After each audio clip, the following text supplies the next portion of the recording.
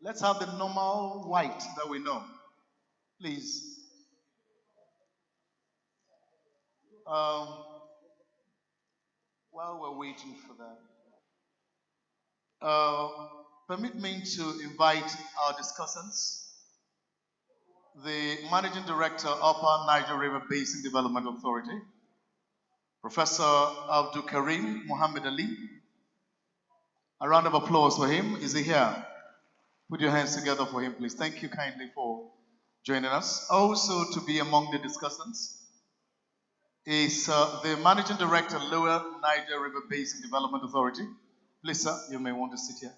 Thank you. Quickly, let's welcome Dr. Adeni Sahid Aremu. A round of applause for Dr. Aremu, please. Is he here? Please, ushers, take note anytime he walks in. His seat is to the immediate left of the consultant, our moderator. May I please invite the head of department, chemistry department, and the coordinator, intellectual property and technology transfer office, Nigerian Defense Academy, NDA, Dr. Mukhtar Namadi. A round of applause for Dr. Mukhtar, please. Okay, let me replace quickly. You see, right there. Thank you. Good, thank you. You're a military man? Okay, I was almost scared. I'll tell you about the military in the course of the program. I think I have my discussants, -1. Permit me at this point in time to bring to you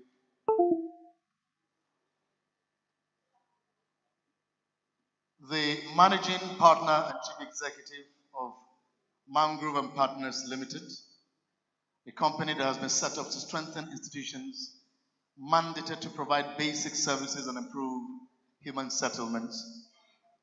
Mangroves and Partners currently support state institutions and development agencies to build capacities, systems, and partnerships for improved wash services.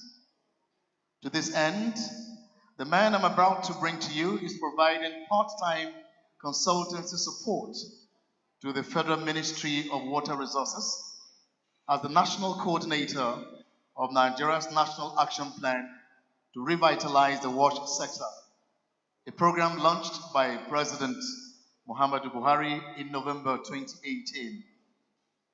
He recently led a consortium of experts to manage one of e-wash capacity building grants with mandate to strengthen e-wash CSO partners' urban wash knowledge and skills across 5 states.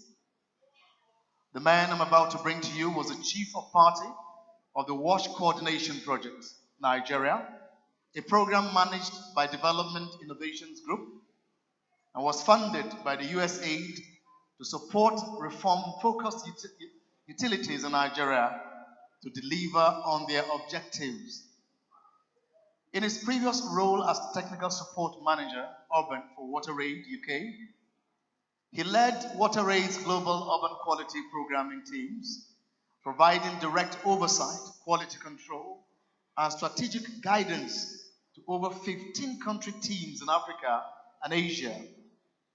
He has managed various multi-country research and intervention projects, including the WaterAid Nigeria Country Program as Country Director. His professional experience has spanned journalism, professional town planning, public policy research, analysis, advocacy, technical assistance, and project management. His cutting-edge research on strengthening effectiveness of public investments has led the World Bank International Development Association to review the indicators for monitoring concessional loans and grants for urban water and sanitation.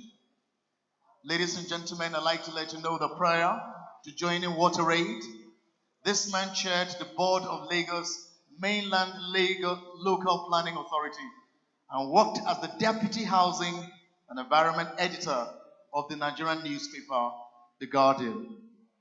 He is not single. He is a fellow of the Leadership for the Environment and Development Program London, and a member of the Nigeria Institute of Town Planners. It is a great honor and with great humility that I bring to the podium Timeyin Wajimomere. A round of applause for him. The National Coordinator, National Watch Action Plan, Managing Partner, Mangrove and Partners Limited. A round of applause for him one more time, ladies and gentlemen. This is the man I have been talking about. And as you know, when the coordinator gives the green light, you will be hearing from him. My late boss, sir. The microphone is by your side. To your left.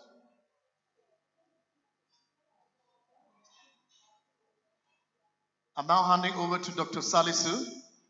Please, sir, you may proceed.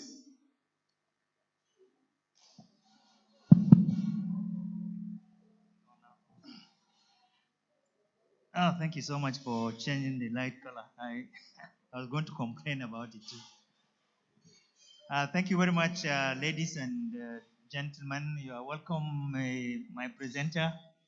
Unfortunately, I have only two discussants, and I hope maybe we may get the other two or their representatives to join. The paper is Sustainable Water Resources Management or Development and Management.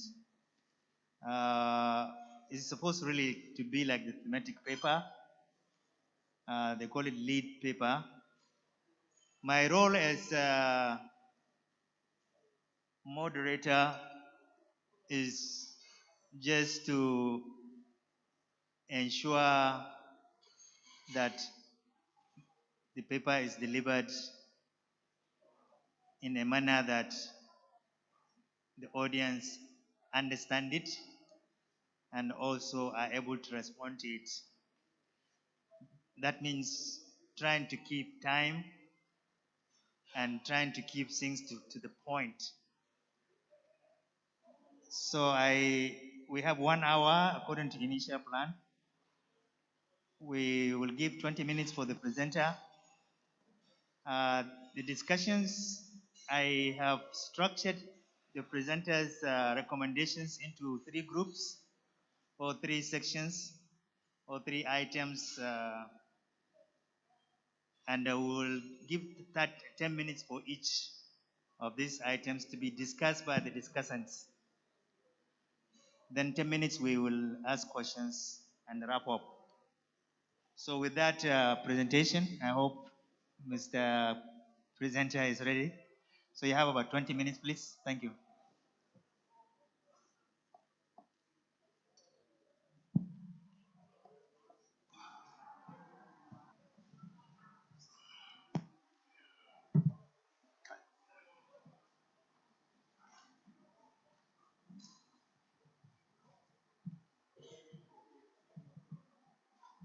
Can you lower it a bit? Yeah, thank you.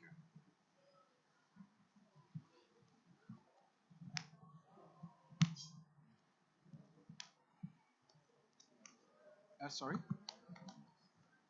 Yes, I should think so. Yeah. Thank you.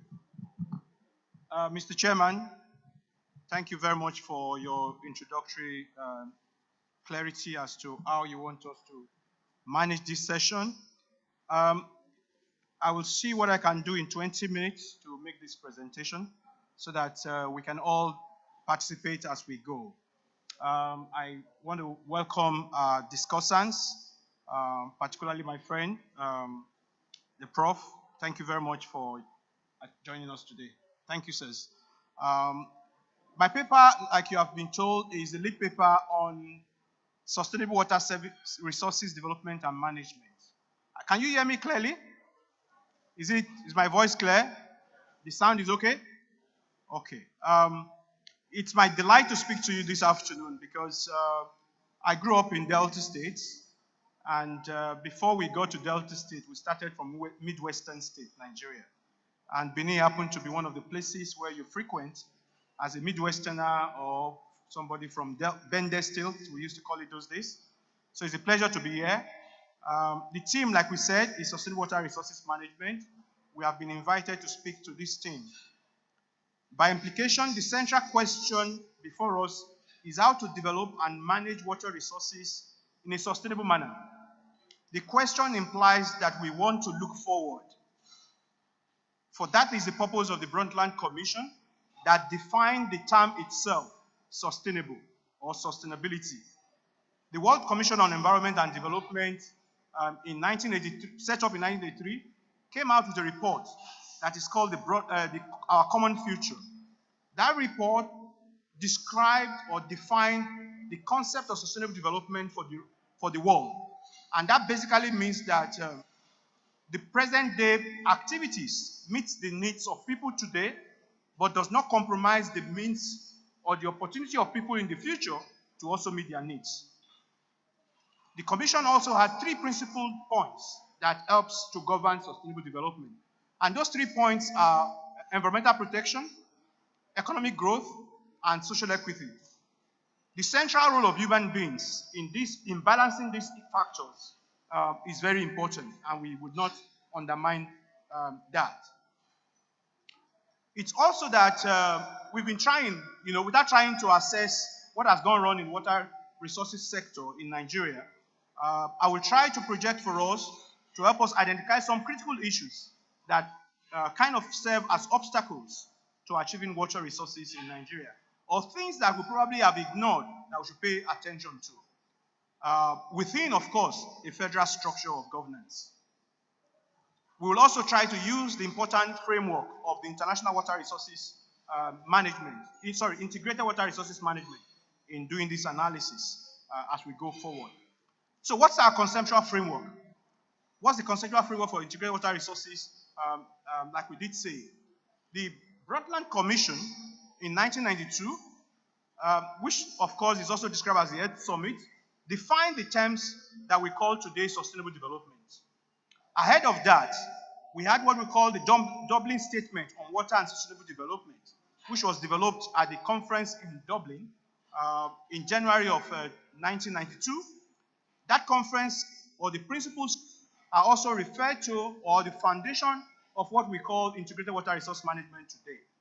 Simply put, integrated water resource management is a process that promotes the coordinated development and management of water, land, and related resources in order to maximize economic and social welfare in a manner that is equitable without compromising sustainability of the vital ecosystems. So let me ask us the question, why is this important? Why do we need integrated water resources management? We all know that water resources have many different uses and users. And these uses and users are interdependent. So take example, irrigated water system or a farm in Lokoja, the water from that farm will soon get to Asaba in Delta State, where the woman living by the waterside will fetch the water. That water may have been polluted by the fertilizers and the agricultural practices of that farmer up country. We could also have urban municipal waste and drainages that comes from homes going into the water streams that are most times not treated. These also can cause pollution to downstream uses. We also could have situations where, we dam rivers, we embank rivers. It means that less water gets downstreams to those who live downstream. All of these things require coordination to balance the activities, and the principles of sustainability can then be maintained. This is the purpose of integrated water resources management. Taking care of all uses to make sure that the services that we require are met. Can I have a pointer for this? Do you have a pointer? I have to request for you to roll. Okay, just keep it there. I will do that. Thank you so much. So effectively, if we refer to some of the works that have been done by the Global Water Partnership, a network of professionals in the integrated water resources management field, national policies and management need therefore to reflect fundamentally the interconnected nature of the hydrological resources. And water resources management is accepted as an alternative to the previous sector by sector top-down management approaches that has dominated water resources use. The Dublin Principle therefore sets out three principles or three principal components that guides the process of managing water resources. Four principles that guide water resources management. The first principle is the principle that fresh water is finite and is vulnerable. So we need to be careful in the use of it and to make sure that we do not waste it and we do not destroy it.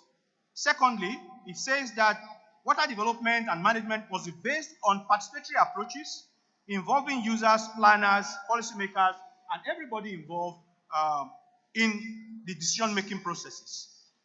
Thirdly, that women are quite strategic and important to integrated water resources management. And lastly, that water is a social good, yes, but also has economic values. As a result, we should recognize the economic good portion of water resources. So these four principles are the bedrock of integrated water resources management.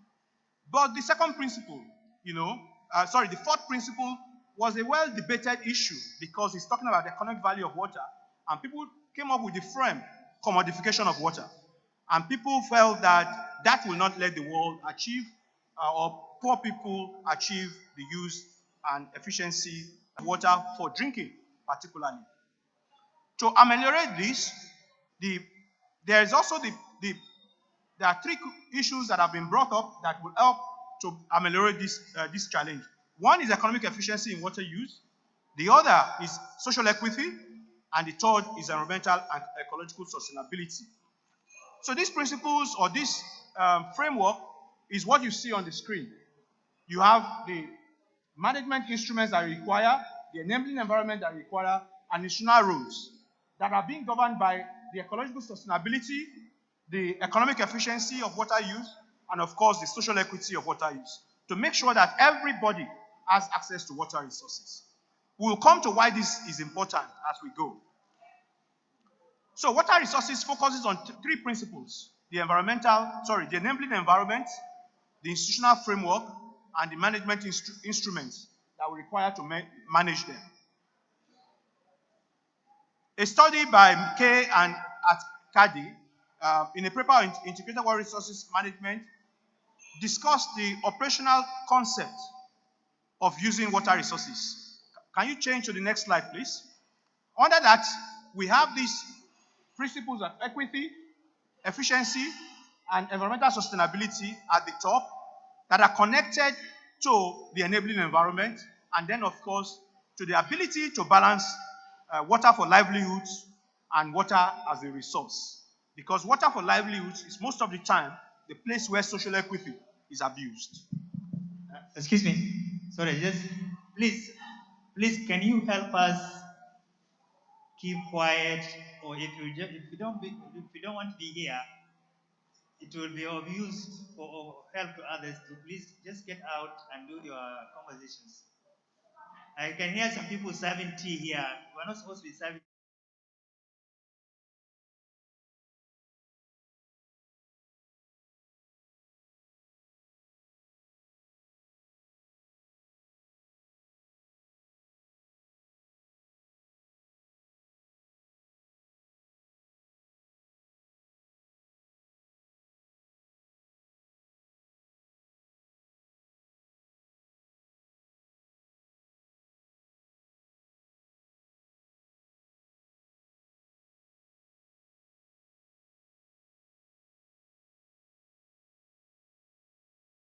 You don't select concepts for the purpose of selecting concepts because they are beautiful.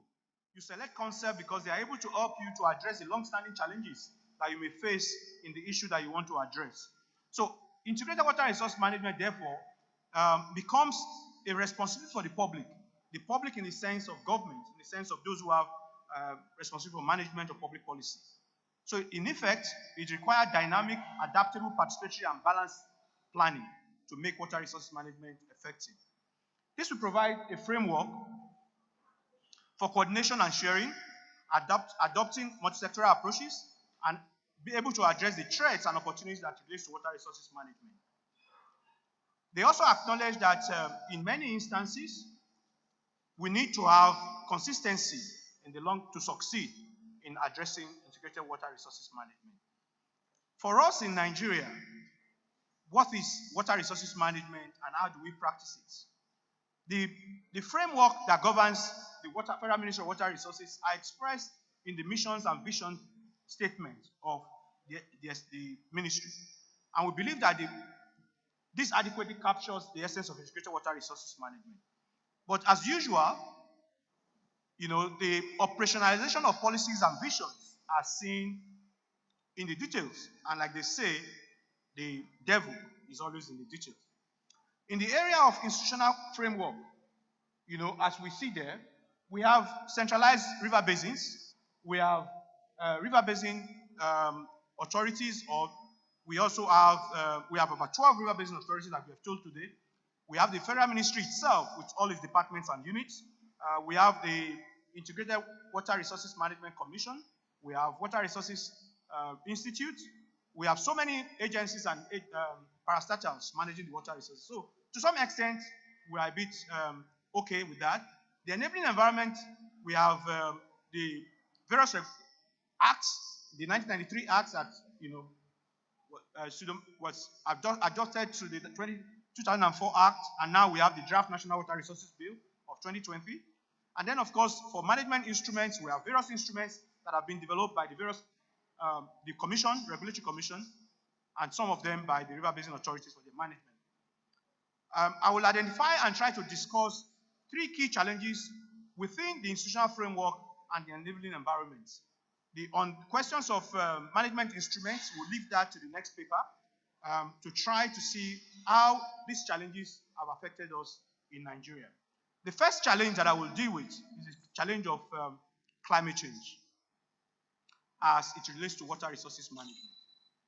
Nigeria is water stressed, and we may be surprised at that statement. With all of our rainfalls, with all of our rivers, with all of our underground water, we are water stressed.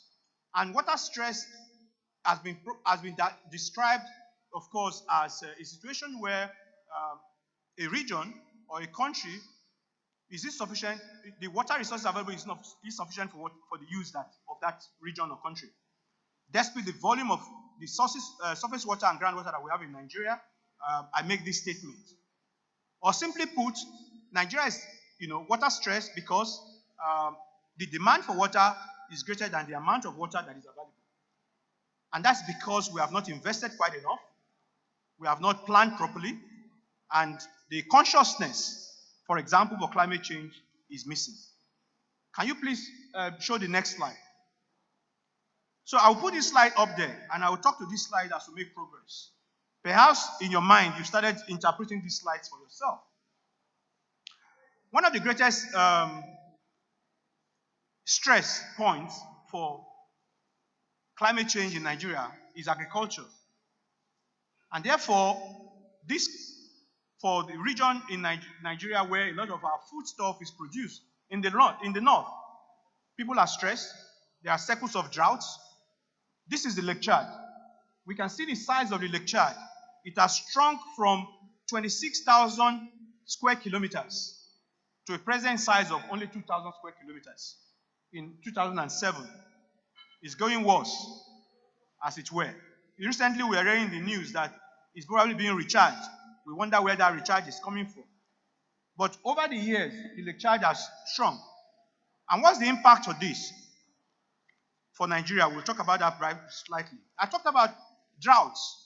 And the other challenge in the northern Nigeria is desertification. Desertification, we are told, is happening at the rate of 0.6 kilometer per annum. So we are losing almost 1 kilometer of ground every year. And this has been happening since the 80s. The problem of the Lake Chad has caused some of the challenges that we find today, that has resulted, of course, in the herders and farmers conflicts that we see. The other map that you see underneath reflects the impact that the shrinking of the Lake Chad has had on states from Oyo to Ondo, Kogi, Benue, Plateau, Taraba, Adamawa. All of those states have farmer clashes with herders because the farmers are living in the north. The herders are living in the north, where there is desertification, where there is drought, where there is no water, trying to go look for water. And in the process, of course, the animals can be controlled, but we are told that the grazing parts have also been gone. So they walk into farms. Of course, there are issues of indiscipline and political issues that surround this matter, but the basic problem is the fact that these people want their cows to survive, and they need water. And the only way they can get water is to come down south. Of course, remember also that they are also Nigerians. We're told that Nigerians are also part of them. But let's focus on the fact that this trade has been happening for many centuries. Why is this a stress at this point? That's why I make the point that Nigeria is water stressed. The other area where we are water stressed is the area of water supply. Most of our water resources, water utilities, focus more on underground water. Why do they do that? It's a question that we need to ask ourselves. For the poor persons, the way they see water resources, they see climate change, is through the impact on water. Extreme drought, sea level rise, vast floods, powerful storms, happens all over Nigeria these days. We've been inundated with people who have suffered from flooding in the Niger and Benue area. We are recently told that it's not because of the opening of the dam in Cameroon, which usually causes anxiety about flooding in those areas, but because their buildings have been put in drainage paths. But I think it's much more than that. I think that the volume per house of the rain that is falling due to climate change is more. We also have people suffering from erosion, gully erosion. So you have sharp rain going through the lands, digging deeply into poor soils, littoral soil, and causing a massive erosion. Over 4 million people are suffering from erosion in Nigeria at the moment in the southeast. So effectively, I want to quote from McNamara, the former US Foreign Secretary, who said that security in a modern society means development. It is not military hardware, though it may include it. Security is not a military force, though it may involve it. Security is not a traditional military activity, though it may encompass it.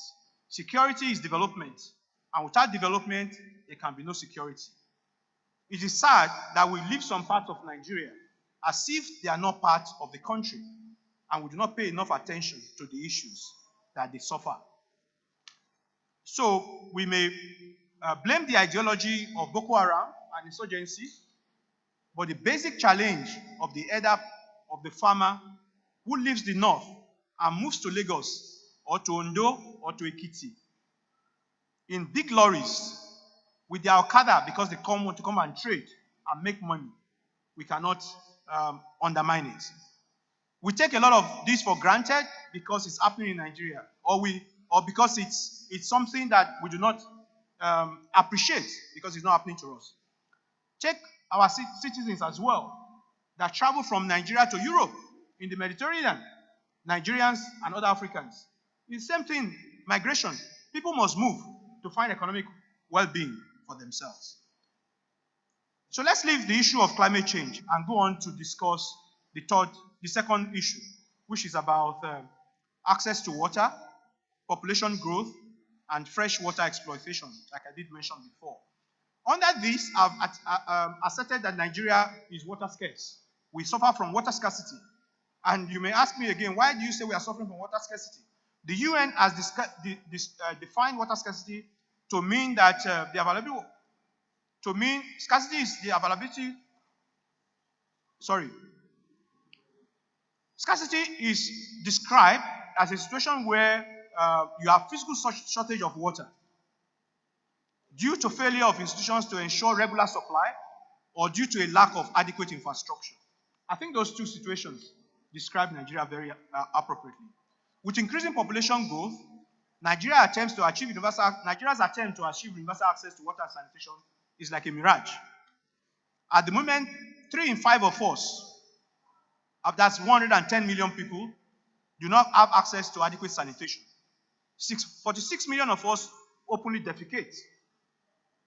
And it's estimated that 87,000 children die every year due to water-related diseases. COVID has come to make that situation worse since 2019, early 2020.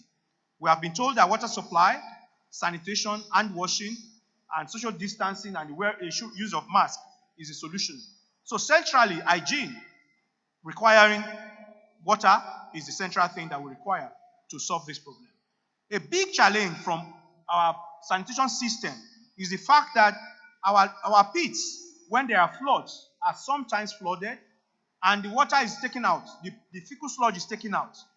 Even without flooding, our pits are so close to our residences that most of the time our water, our wells are polluted. So we have consistent repeats of episodes of malaria, diarrhea, what's the other one? Typhoid amongst families in Nigeria. I will not dwell too much on these facts because we all know about it. The federal government set up the National Action Plan to try to address this. And this is where I want to mention that one of the things that we've done with the National Action Plan is to work with the National Institute of Water Resources to develop curriculum at all levels in Nigeria. Primary, secondary, tertiary education, university education, bachelor's and master's programs. Nigerian Defense Academy is one of the major training centers. 5 universities, including ND, are now running programs, BSc programs, in almost every field of water resources and water and sanitation. We never used to have that before. So the curriculums are new, the courses have started. You can go and study gender and water. You can go and study sociology and water. You can go and study water supply engineering. You can go and study, there are different courses. And want to believe that the National Water Resources Institute should encourage these establishments or these universities to start off quickly, to roll out these exercises, because we require the capacity to be able to deliver these issues that we've been talking about. Lastly, the third point that I want to stress is the point around, can you please put on the next slide? Sorry, before I go to the last point, just to look at this, I did mention the point about why do we focus on underground water, on groundwater rather than surface water. If you look at the efficiency of water works and their performance, surface water systems are better performing. If you look at the 10 top performing water works, you have performance from 16 to 70% or 85% at the various water works that are using surface water system. But when you go to groundwater system, most of them are broken down, the boreholes. But we have many states, particularly in the southeast, where we do not have, in fact, there is no functional dam in the whole of southeast Nigeria. Can we just think about that for a minute? A region of Nigeria with about 8 or 9 states, there's no dam, there's no embankment of water. And we have over 200 dams in this country. We have dams that have been constructed, but they have not started being they are not functional in the southeast. So effectively, something is wrong. And that is where we're going next. Capacity utilization in that region is only 10%, and it's just about the same thing across the country. The third point is around participation. My point around participation is going to take us into issues of governance and national policy. So I will start from the beginning, that we have confused participation in Nigeria because we're in democracy with elections. Participation is not about elections.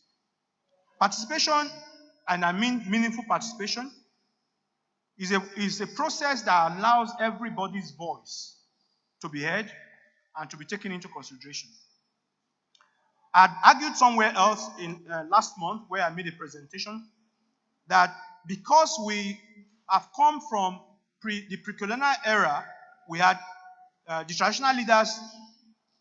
So when we got into colonial politics, we had the first republic, where we have a parliament that is designed around the British system of governance, and we had the House of Chiefs, that is like the House of Lords in the UK system. Those persons represented community interests, along with political officers or representatives of parties that are elected. When the military came and those guys were removed in 1960, they foisted a unitary system on the country. So the federal system of politics or federal system of regulation in Nigeria was scrapped. The military took over, and for over 33 years, we practiced military rule.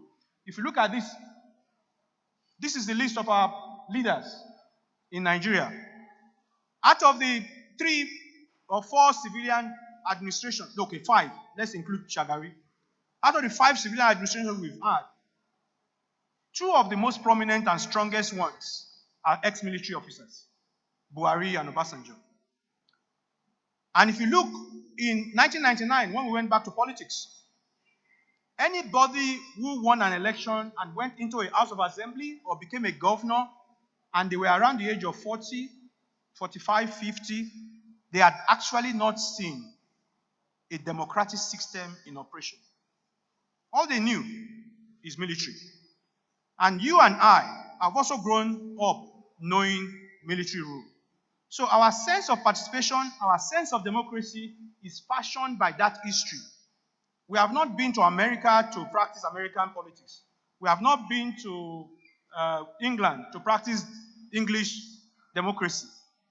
Our democracy is grown out of our military culture. So let's put that behind our mind. And I want to argue that we can see that when we went into democracy, when Obasanjo, who was the first person in 1999, had issues with civil issues with communities. Let's take OD. Citizens, criminal-minded citizens who had issues with police officers, who are taking bribe, as they said. I can't be quoted because I don't have the evidence from them, who they pay regularly to. They had issues with them. And they attacked the police officers and killed them. What did our president, a democratic president, do? He went into that community. A Nigerian force went into a Nigerian community, and what did they do? They wiped a city. They burned down a city under a democratic president. Another example, that was 6 months when he got into office. About 1 year after, Zaki Biam, another group of civilians killed some soldiers or police officers for some other reasons I do not know. They may be bandits or whoever they may be. They sent a military force into that community. They rounded up all the men they could find, about 300 of them, and shot them firing squad. Is that democracy? So let's put this behind our mind when we talk about democracy, participation in Nigeria. We are still coming from a place of centralized, high-handed military rule. We are growing, but it will take time. I bring this point home to water resources management. Our institutions and structures for the administration of water resources, therefore, have vestiges of this military system in our structure. When we sit down and debate in small groups, we shout at each other.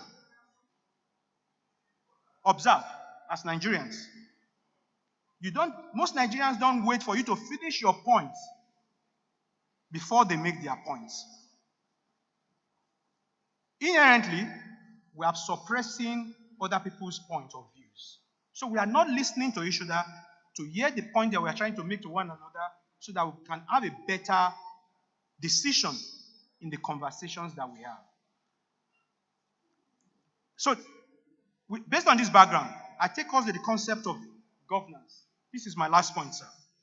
Governance is a process for governing or overseeing the control and direction of something. It could be a country, it could be an organization. Good governance, therefore, implies that the exercise of this vested authority is accountable, transparent, predictable, participative, and dynamic. The UN has identified 8 characteristics for good governance.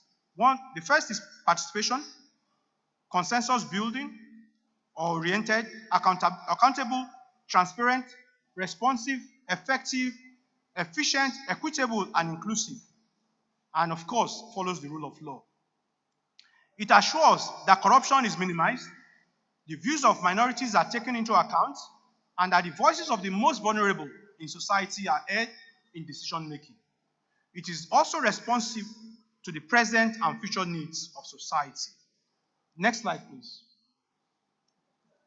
So based on this point, I want us to look at um, some key issues with the draft National Water Resources Bill. These are our hydrological areas and, of course, our river basin areas in Nigeria. I think that having looked at the Water Resources Bill in preparing this presentation, I think that we can improve that bill when it comes to participation. I make the point that the regulatory agency that has been suggested, or the commission, will have responsibility for management of water resources in Nigeria. It could be improved by decentralizing its function and making it more inclusive in operation and management. There's an assumption that setting up federal institutions in different locations in the country implies or is a proxy for participation. That is not true. That you have a basin authority covering Delta and Edo and that other state does not mean that the state is participating. The bill actually allows those members of those states to be part of the board or to serve on some committees, but the ideas, in 2 minutes, the ideas of those committees that they're serving are still subject to the authority of the commission. That does not give them ownership. I have argued in this paper that we can find a third point, and the third point basically being that is it possible for us as a country, or for the Water Resources Bill, or for the management of water resources in Nigeria, to allow for states to form river basin authorities themselves? We've always felt or always assumed that the federal is better. The federal knows better.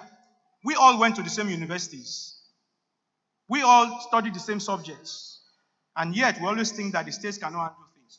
I asked the question, why do we think that the federal government, please bring back that slide, can best manage the river basin that covers Lagos, Ogun, and Osun than the governments of Ogun and Osun? They have the same language, they have the same culture, they have the same political history. Same thing for the area around Maiduguri, Lake Chad. I think that if we allow them do that, with the federal government agencies serving as arbitrators rather than the managers of the basins or the catchments, we'll probably achieve more. I know that this is a major proposition.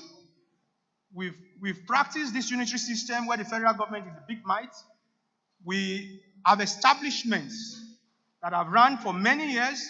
We have a bill that is already invoked before the National Assembly, but democracy and governance is progressive.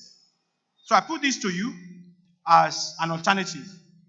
The chair is asking me to stop, so I will stop, but I will take questions and try to conclude my presentation as we go ahead. Thank you very much.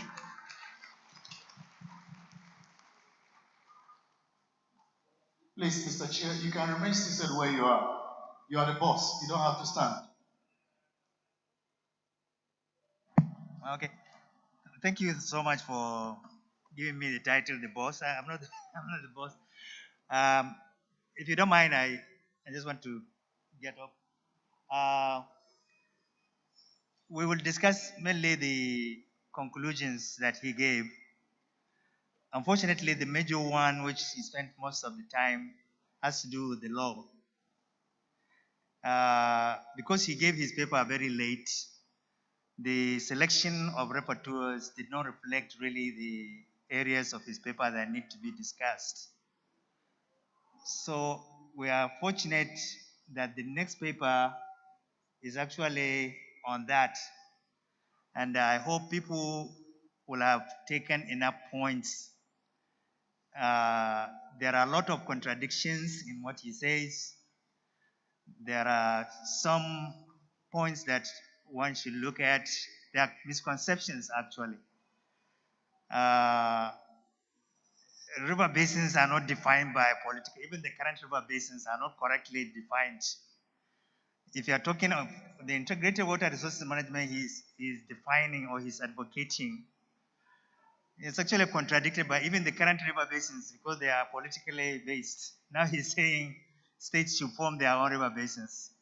So by the definition of river basin really is not there.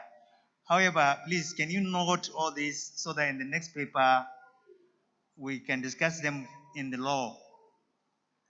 Thank you so much. My two rapporteurs will now concentrate mainly on the issue of the water scarcity as he proposed solutions in the areas of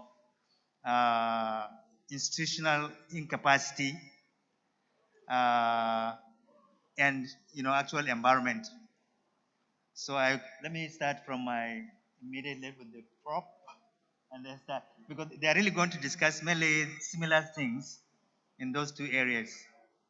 But the law, we will leave it to the next one. Thank you.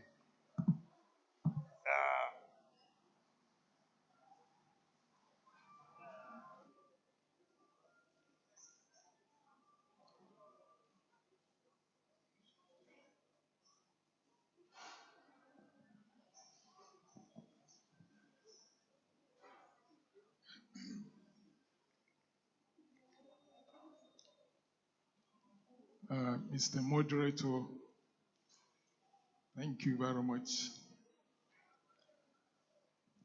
I'm a little bit comfortable that we have two discussants.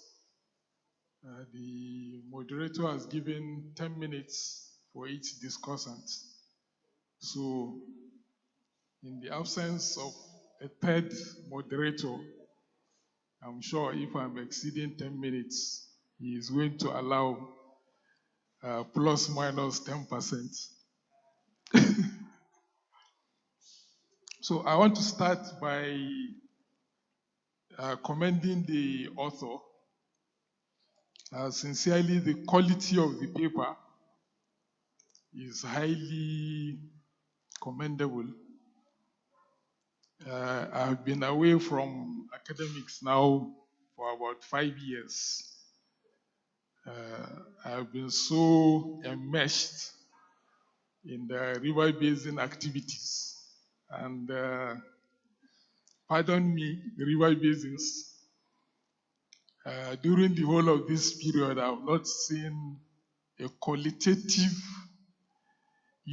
paper like this one, with good sequence, with good logical flow of ideas. And I was a little bit unhappy that the paper just arrived this morning. I would have wanted this paper to have been with us maybe a week, before now. Be as it may, within 10 minutes, when I went through the paper, it was like I've eaten 1 week food. For us in academics, a quality paper is like a good jollof rice that when you eat for the next 3 days, you don't require any more food. Looking at the importance of water, we have had it in the morning. Water was described in different ways. Some said water is life. And we all know that our body as humans, on the average, we have 60% water. In fact, some of the organs are 83% water. That's like the liver. Therefore, the importance of water in our livelihoods cannot be overemphasized.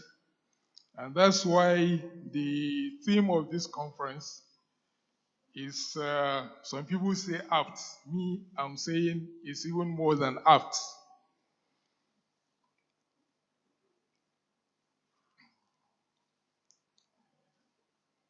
The issue before us is sustainable development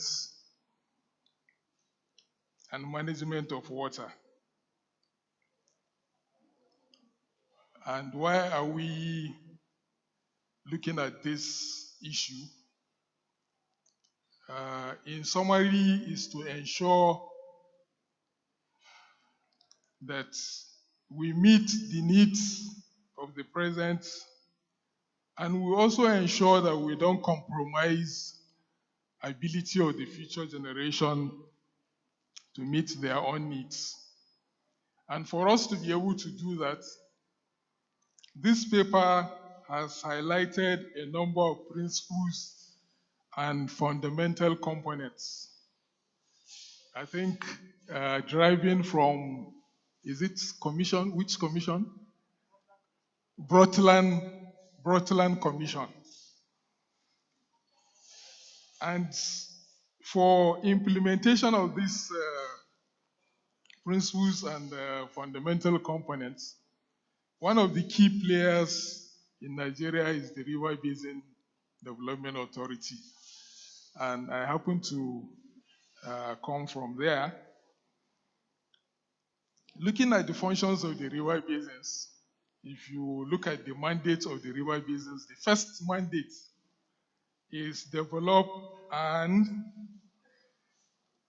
harness both underground and surface water resources for multipurpose use.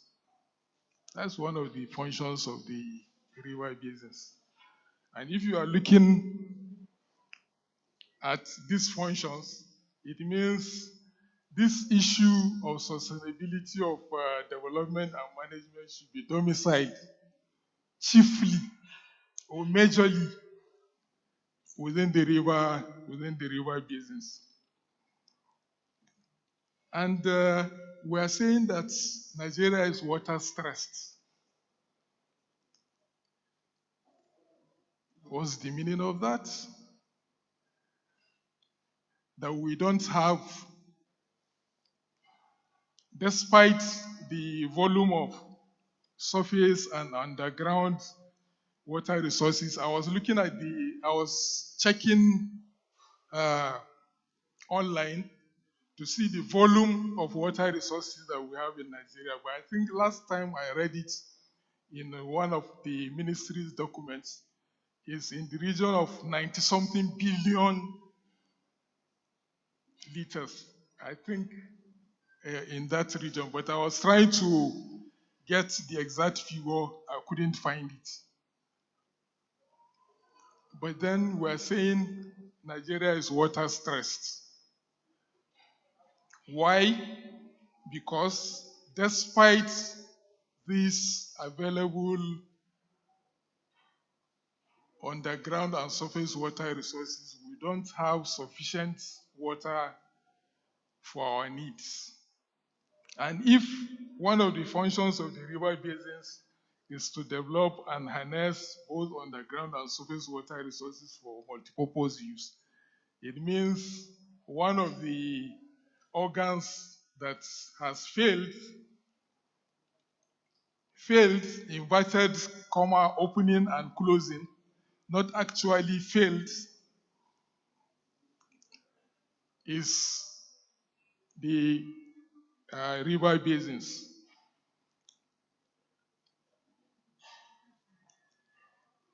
So we are water stressed.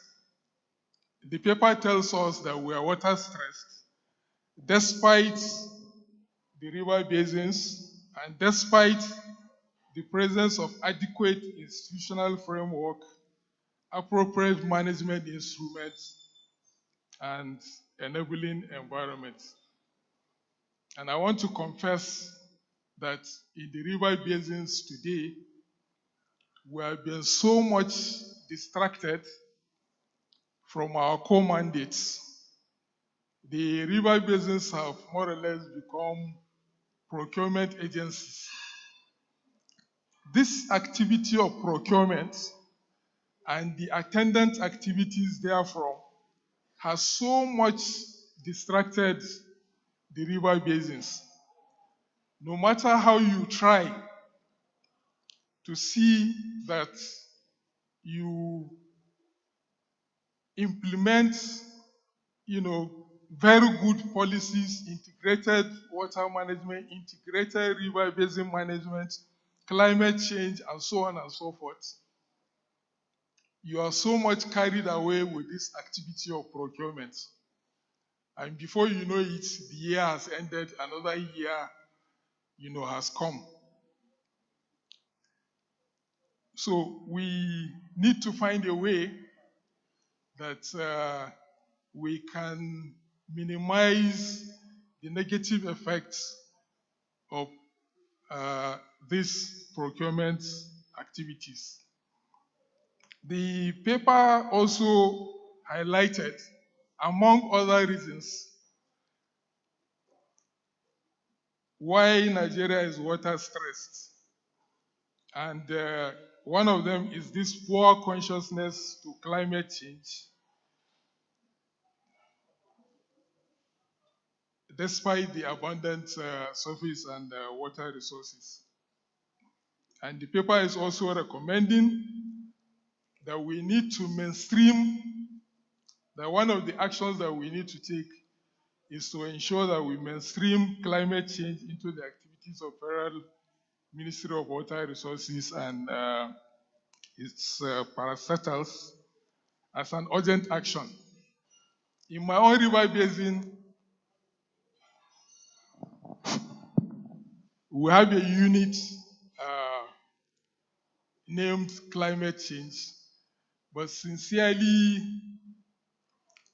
the activities that are ongoing there are not much. And that is quite unfortunate, going through the paper and seeing how climate change affects, our water resources. So there is need for us to have a homegrown action plan that we can address this issue. And the paper is telling us that we need to engage in a process to define and articulate through dialogues and engagements a comprehensive national strategy on this issue. And I think a good starting point is this conference. And it is my hope that this conference will agree on action plans, and in addition, a monitoring and evaluation mechanism. And I think if we're able to do that, it will be a major takeaway from this conference. Thank you very much. Okay, thank you so much for trying to keep time. I was just about to slip you a reminder. Thank you very much. So let me go to my second rapporteur, who is from NDA. I think your background is more of a chemist. No, I say your background is more of a chemist. Okay, the chemist from NDA is heading the Department of Chemistry currently, and is coordinator for Intellectual Property and Technology Transfer Office. Is that general or to do with not you? Okay, just the head of department. Okay, so that is a printed double there. Thank you so much. Okay, yeah, you prefer to go there. Okay.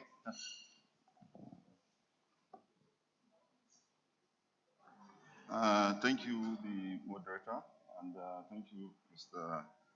Speaker. I think what I have done, I've gone through the paper, and from what I have seen is you have categorized the paper into 4 or 5 areas. First, you did the concept clarifications which you stress on that sustainable development. And why you are stressing or you started with that sustainable development is because the theme or the title of this paper is on sustainable water management. Okay? And also there are questions that I think the paper should have asked right from the onset that, okay, is how sustainable is our practice? Because I think we need to interrogate our practices, as relate to water management and development and governance, whether that is sustainable or not. I think you should have stressed that and linked that definitions or clarifications with the practices that we are doing. Then the second thing that you have looked at is the global water governance. Where you cited, or the paper cited a lot of, examples like the Broadland principles, which you now locate one of the principles which talked about the water development and management should be based on participatory. And that participatory also is about inclusivity and also sustainability, which is okay as far as this paper is concerned. So the third part of the paper, you now, talked about the national water resource management development and the challenges at national level. So from conceptual clarification to global governance to national issues, which is very apt. Then you now go ahead to review some relevant literatures highlighting issues like climate change. But what the paper failed to do is to now see how you can mainstream the activities of water sectors with the climate change. For example, they recently concluded the Glasgow conference, and the Federal Ministry of Environment, they submitted the nationally determined contributions where all the adaptation and the strategies and the mitigation strategies that are practiced within the water sector should be captured and now report in that document, so that whatever we are now submitting at Glasgow or in the subsequent meetings will now mainstream the activities of water sector into climate change, which the paper I think has not captured very well. So I think you now ended in the recommendations and the conclusions. So I'm going to speak on one of the challenges highlighted by the paper, which is on the weak institutions and the policies. And to do that, I now ask this question that, why is it that in Nigeria always we are now made to believe that we have good policies and the problem is the implementations? So some of us are now advocating that no, there is something wrong with the policy. Because if policy is an instrument that guides what you do, then all these years we have not been getting it right, then there is something wrong with the policy.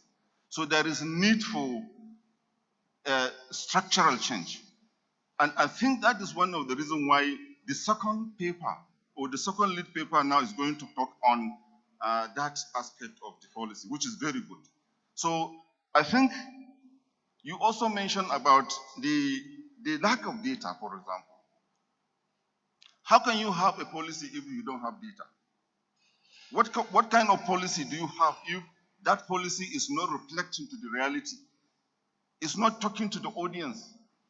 It's not going to now say, okay, there has never been any research to find out what really is happening in all the water sectors, agencies, and the processes.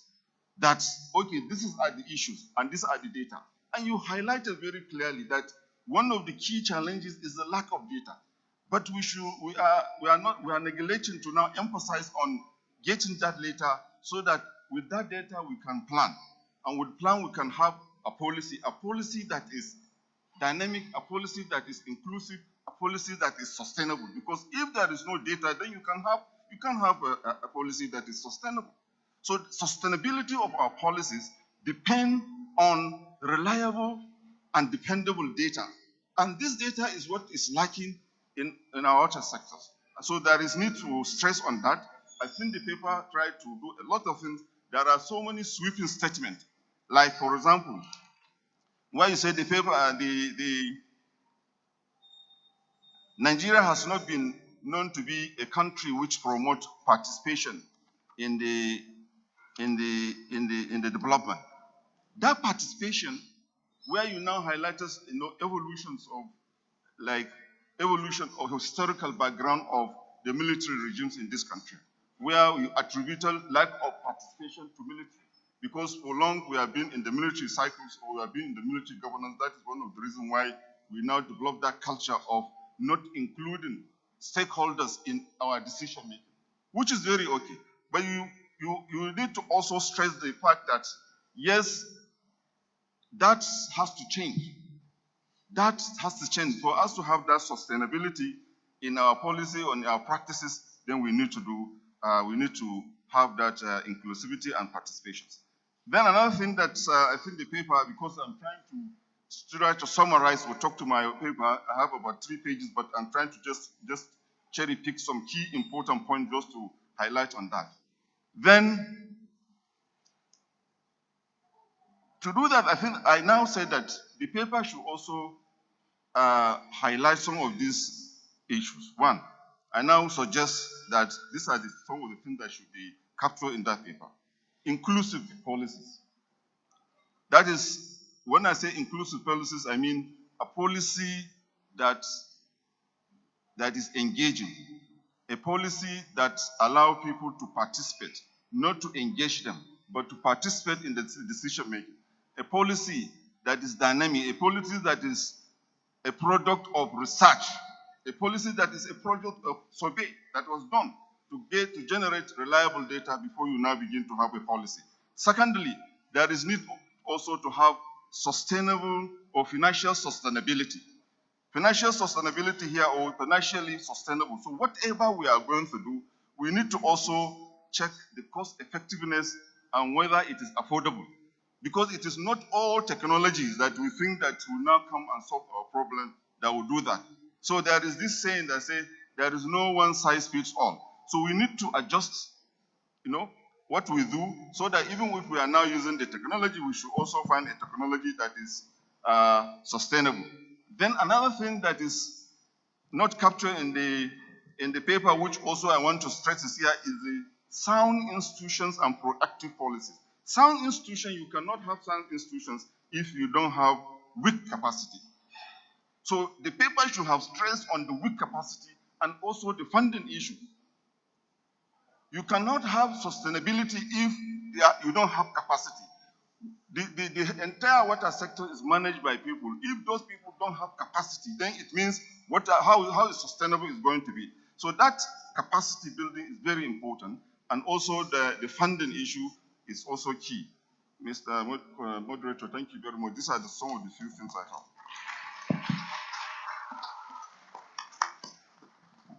Okay, thank you so much. We have actually finished our lunch time here, so we will forego lunch today. Thank you.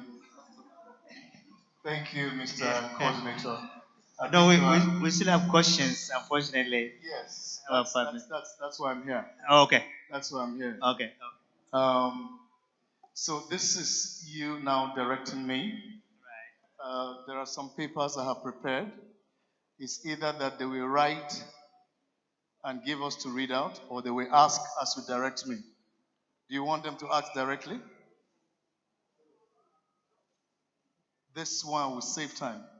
Very good. So he said this. I think we have suggestion that we need to take only 3 questions. Okay. But we need also to know people's minds, so it's good to send this paper around. Okay. So that we can get more questions Very good. out from the public.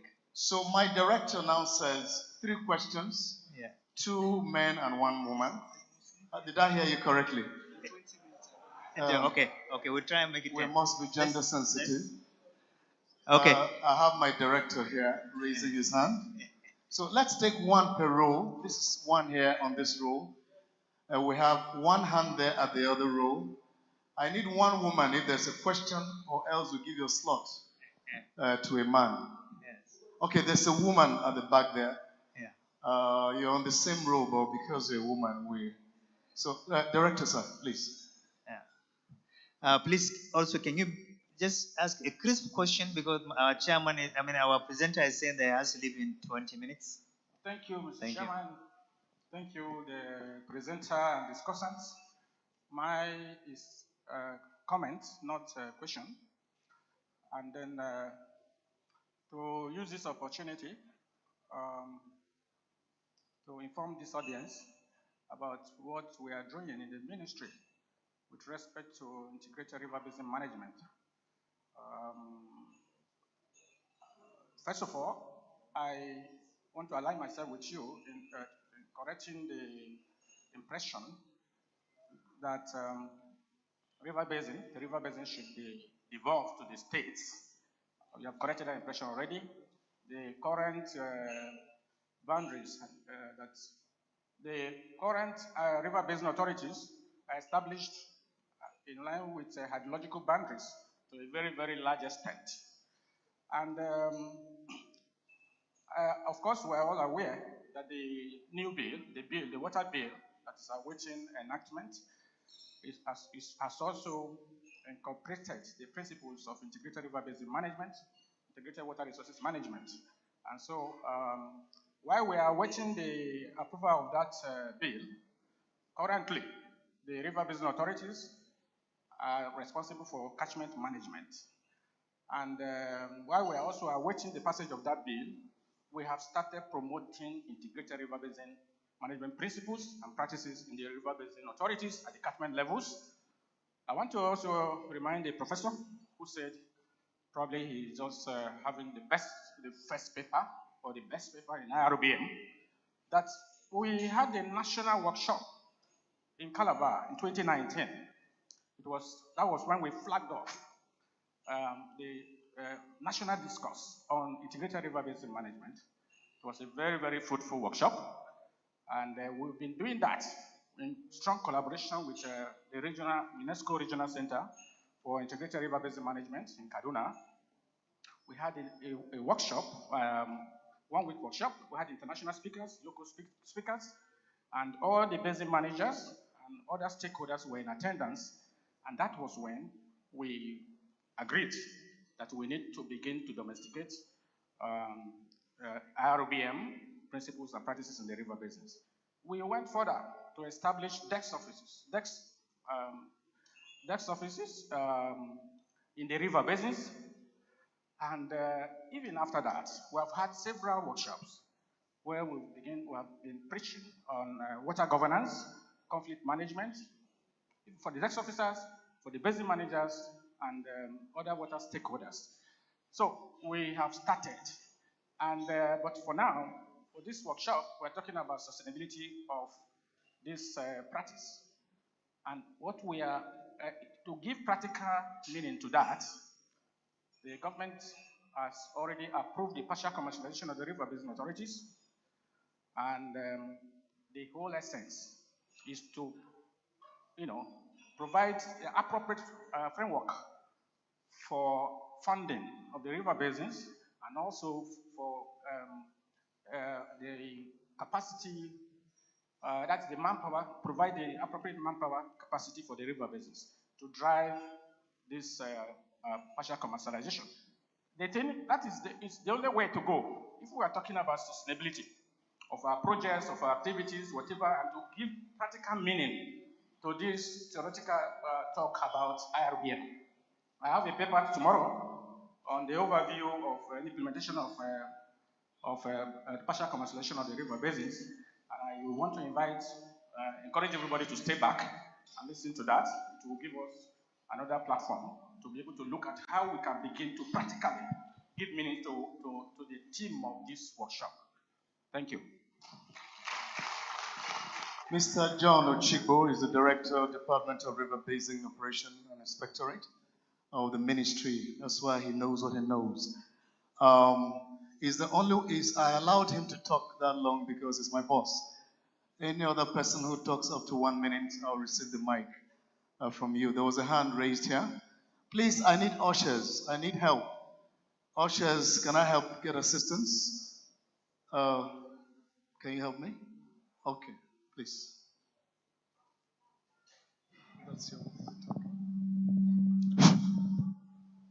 Yeah, thank you. I'm Michael Olorunfemi from Benin Owena River Basin Development Authority. My question is straight. The speaker mentioned it would be good that the river basin's activities are left to the state. My question is this. What has become the water corporations we have within the states, whose activities is to ensure potable water are made available to nooks and crannies of the state? So if these activities of the river basins are also taken to the states, what special impact would the state will have made that the water corporations are not given the necessary legislation to do within the states? Thank you very much. Thank Now, you. the lady in red, that's the last question we're taking. After that, ushers will help us distribute this to whoever has a question on this paper. We'll read them later. Quickly, your name and the question. Thank you. My name is Mrs. Jane Okeleke from Federal Ministry of Water Resources, Department of River Basin Operation and Inspectorate. Abuja or Zamfara? Zamfara. Okay, sir.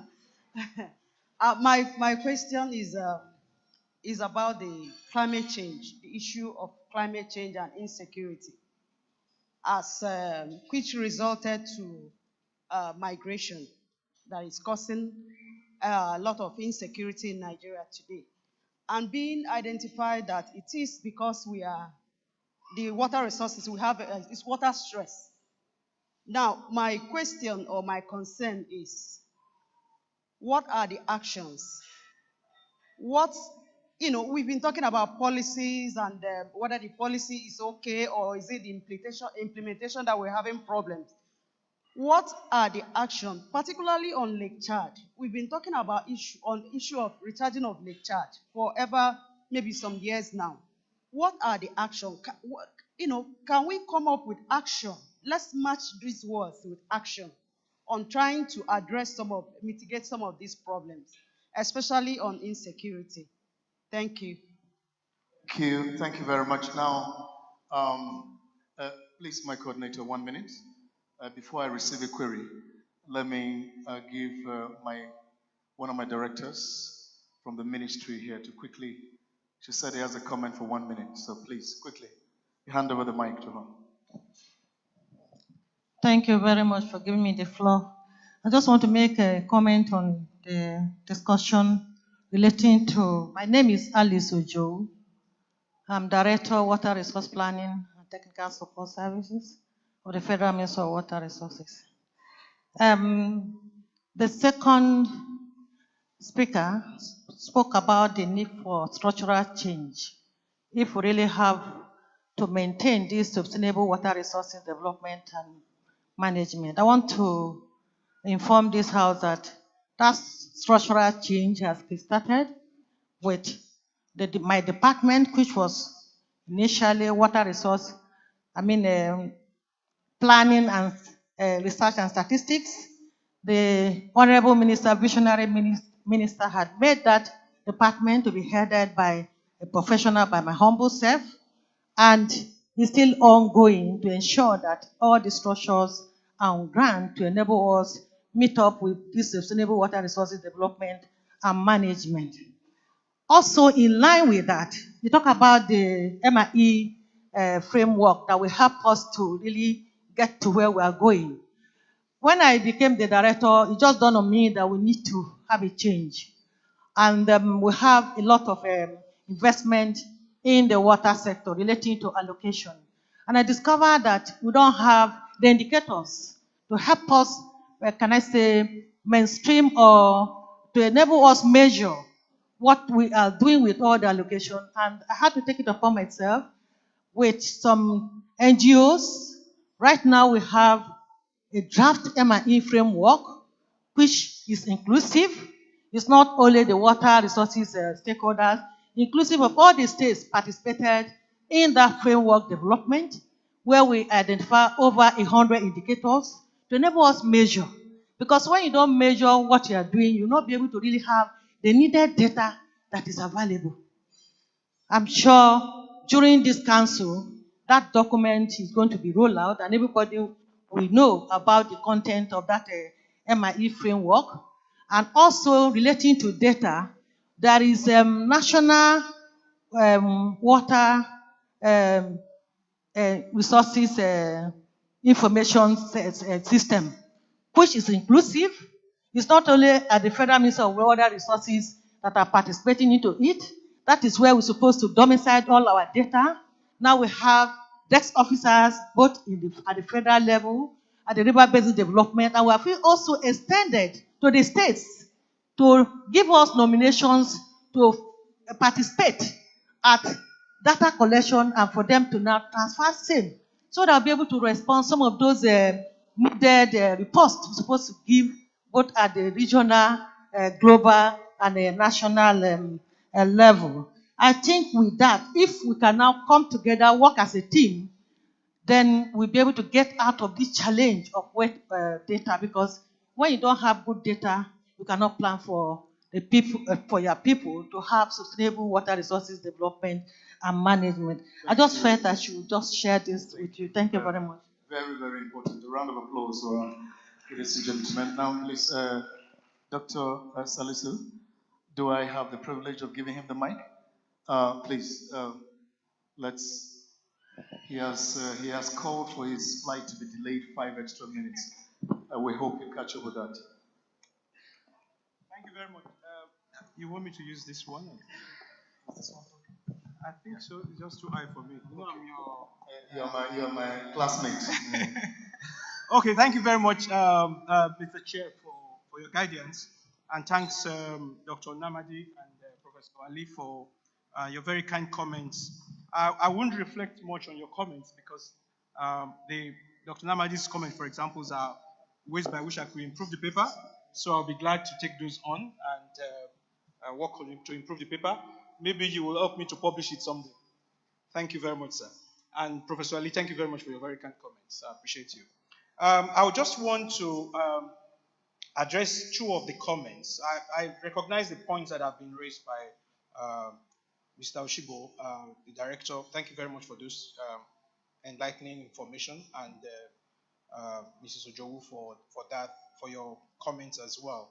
The comment by Olorunfemi, I think, what has become of the water corporations? I will also ask you what became of the Nigerian Railway Corporation, and what became of Nigerian refinery. Okay? So don't use that one system failed, the other one will not work. That theory does not work.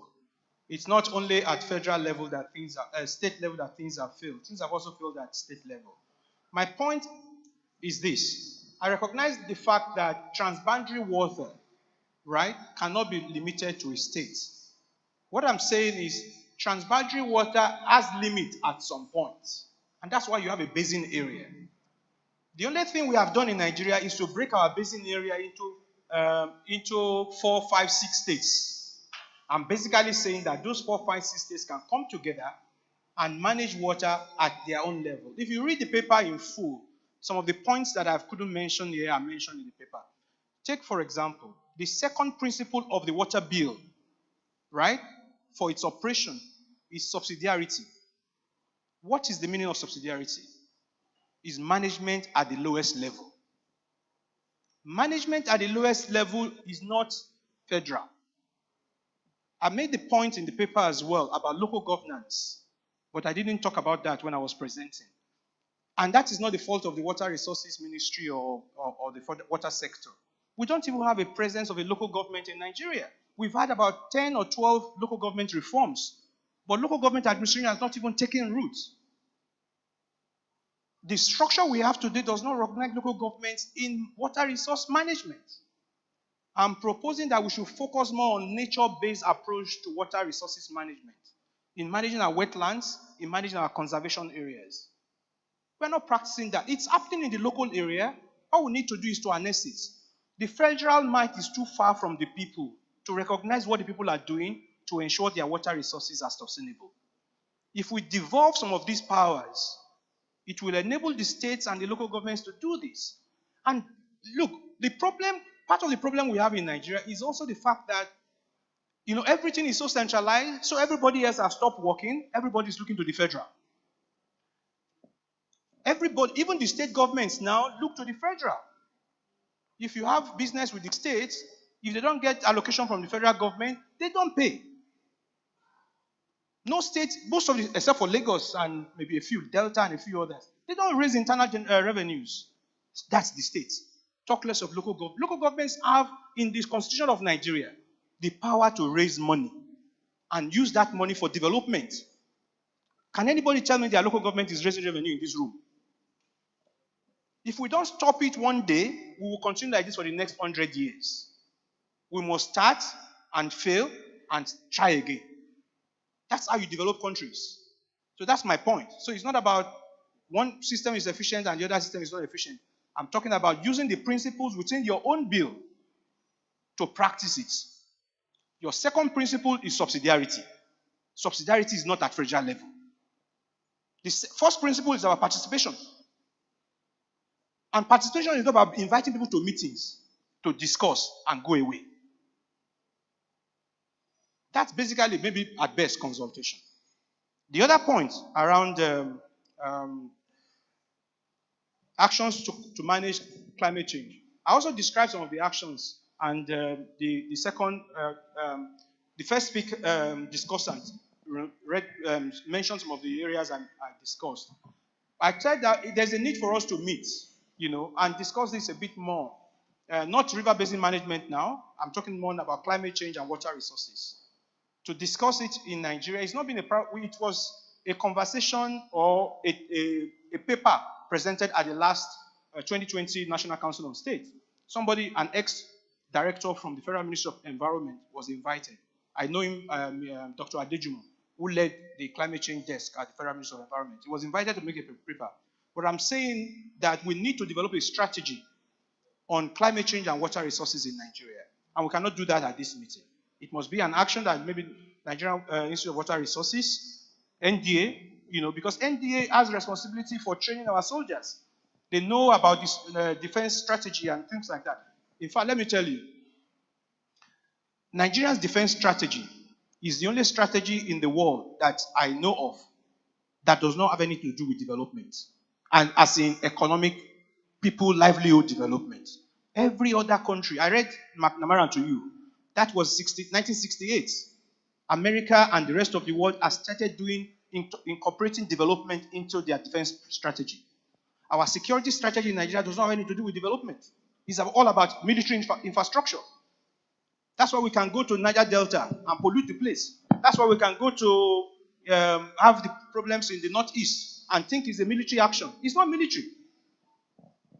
When somebody is hungry, for 2,000 naira, they will carry arm. But when somebody has enough in his, who will come to you and say, come and go and bomb yourself, and you go? It's not likely, because you are looking forward to something. Thank you very much, Chairman. I think I will leave at this time. I just want to thank everybody. Just before you leave, I would like to thank you for a very good paper. And thank you so much. And, to express my regret that you will not be here for the actual time when the law is going to be discussed, which is in the next paper.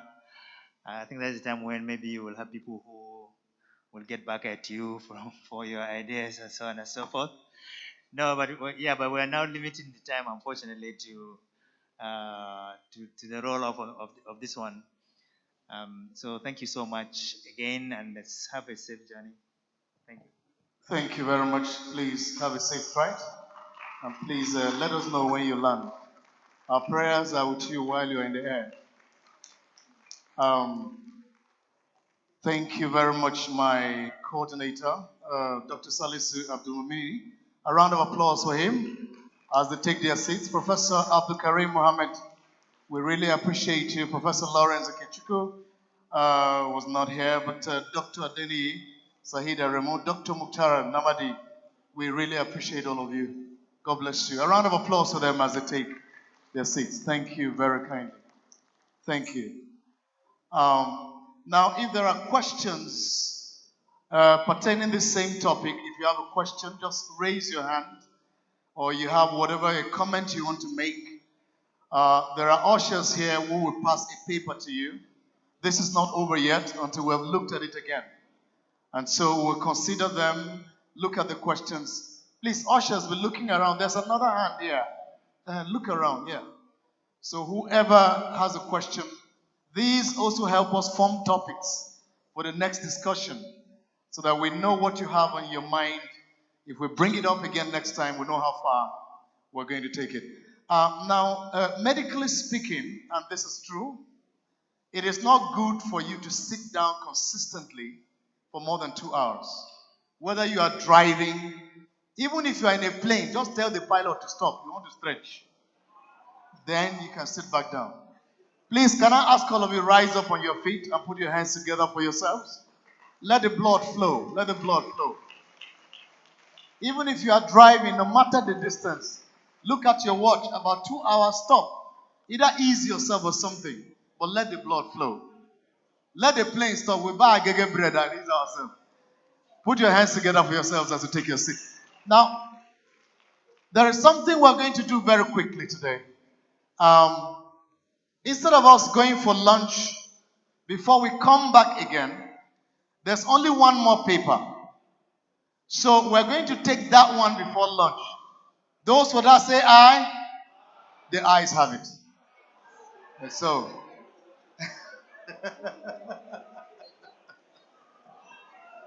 all right. So very quickly, we're going to invite, partly because our lunch is not even yet ready. So even if you go now, which reminds me, there is now an announcement very quickly. If you need to use the loo, it's just to my right here. If you take the right and left, you see female and male. You will use that quickly. I can see my ED bringing some guests for me.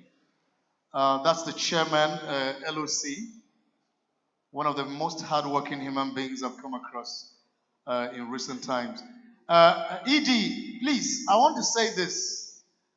Can you hear me? I want to make you minister in my cabinet. I plan on being the president of Nigeria in 2075. So if you hang around long enough, I'll make you minister. Just make sure you stay around. My MD, sir. So we need to have talk. Politicians don't die. How many of you know that politicians don't die?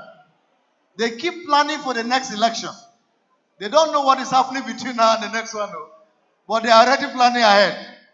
So 2075, just be patient. I'll make you Minister of Water Resources. Yes. All right.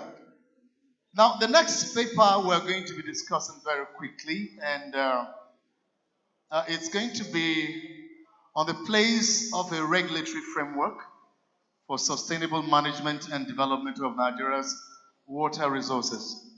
So much has been said about that in the very beginning of the paper. Everybody is looking forward to this paper. Everyone is looking forward to it. And I indulge all of us to make up our minds to participate deeply. May I please call on my boss for this very paper, the man who will direct the affairs, the moderator, Dr. Olusanjo Bamboye, the former executive director, National Water Resources Institute, Kaduna. A round of applause for him, please. That's my moderator. You may want to come on. Thank you. Good to meet you. You take this seat here. That's my boss. Please put your hands together for him one more time. It's good to see you, sir. Thank you very much for coming. Now, we have a group of discussants who will also join him on the high table. And I'd like to use this privilege to invite Engineer Adesoji Adeyemi, MD, Considem Associates Limited. Put your hands together for him. From the introduction, I know he's a lawyer. Okay, he's not. I saw associates. Associates look like lawyers. I'm usually very scared of lawyers. Please, you may sit right here. Thank you. Lawyers are the only people who get paid, whether they win a case or not. They are the only ones who write 1,000 pages of a book and call it a brief. I'm usually scared of them. I'll tell you something about lawyers in the course of this program. But permit me to please quickly welcome to the high table the Professor of International Environmental Law, Policy and Ethics of the Department of Public Law, University of Benin. It is an honor for me to invite Ngozi Finete Unigwe. A round of applause for her as she comes forward. This one must certainly be a lawyer. I can see the way she's smiling behind the mask. She must be a lawyer. It's good to see you, ma'am. Thank you very kindly for coming. It is my privilege and honor to invite to the high table, and I didn't take permission. I hope I'm not queried after this.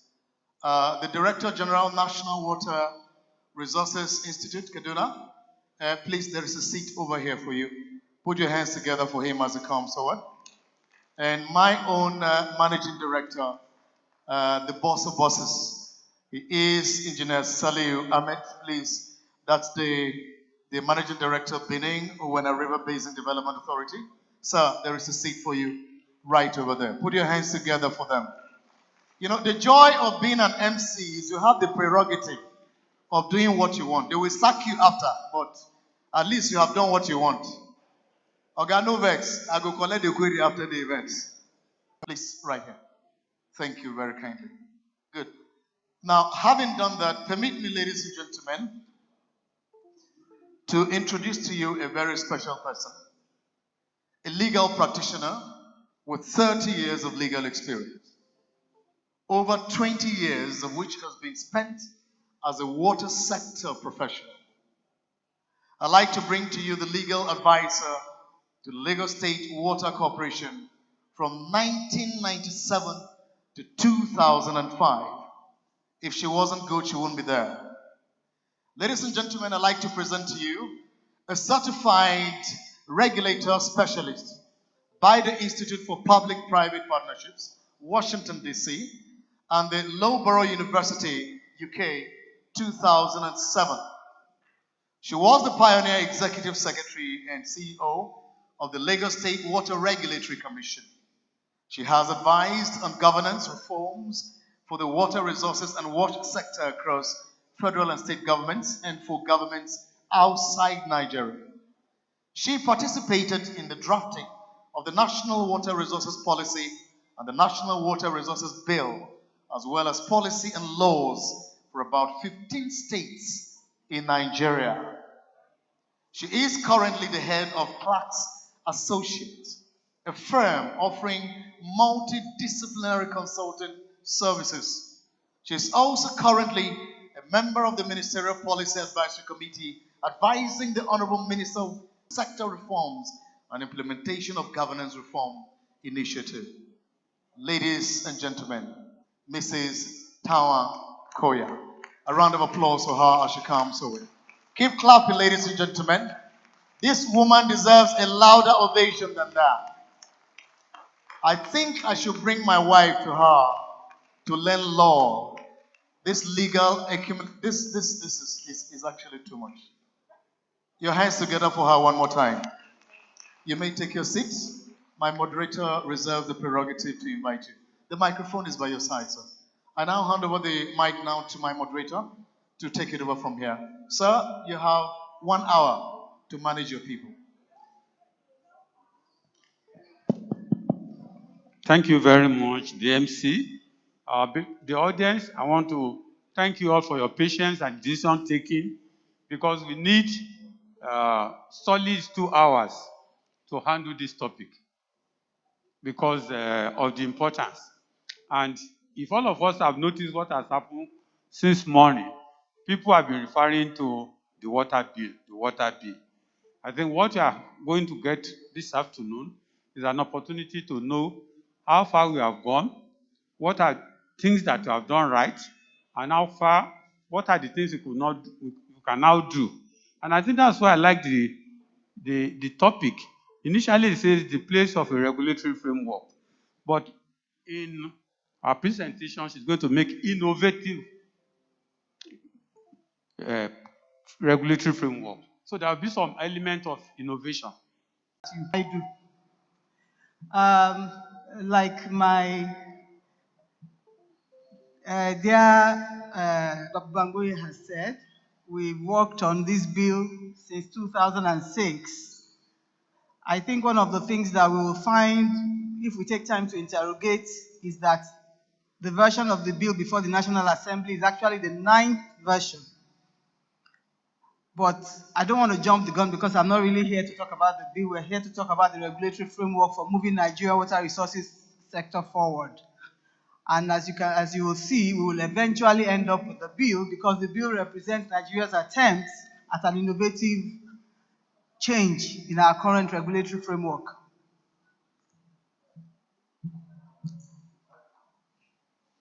Can I have the pointer, please? Or the... Oh, okay, so next slide. Wow, I cannot see.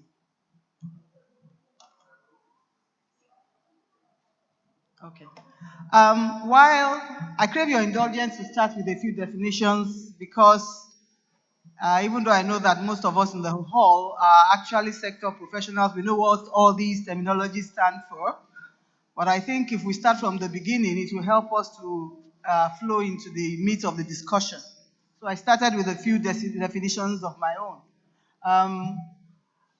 We'll be looking at sustainable management and development. What does it mean in popular parlance? What does it mean? What are we talking about? Because then it gives us some direction into what sustainable management and development of water resources itself is. We're going to be talking about water resources itself as a concept. You are a hall full of sector professionals, like I said. You all know what water resources means. But as we saw from the question that was asked about the Water Corporation earlier, we feel that I felt anyway, that it will not be out of place to go back and also talk about the difference between water resources and water supply. Because in the public discourse on the bill, over and over again, we see the overlap of these terminologies or confusion of these terminologies because people don't really know the difference. And so people confuse the two. So hopefully by the end of today, we'll be able to tell people what those different terminologies stand for. We're going to talk about regulation, which is really why we're having this conversation, and what does regulation mean and how does it impact water resources management. We're also going to be talking about the framework itself. What's the gambit of regulatory framework when it comes to water resources management. Next slide. Next slide, please. Sustainability,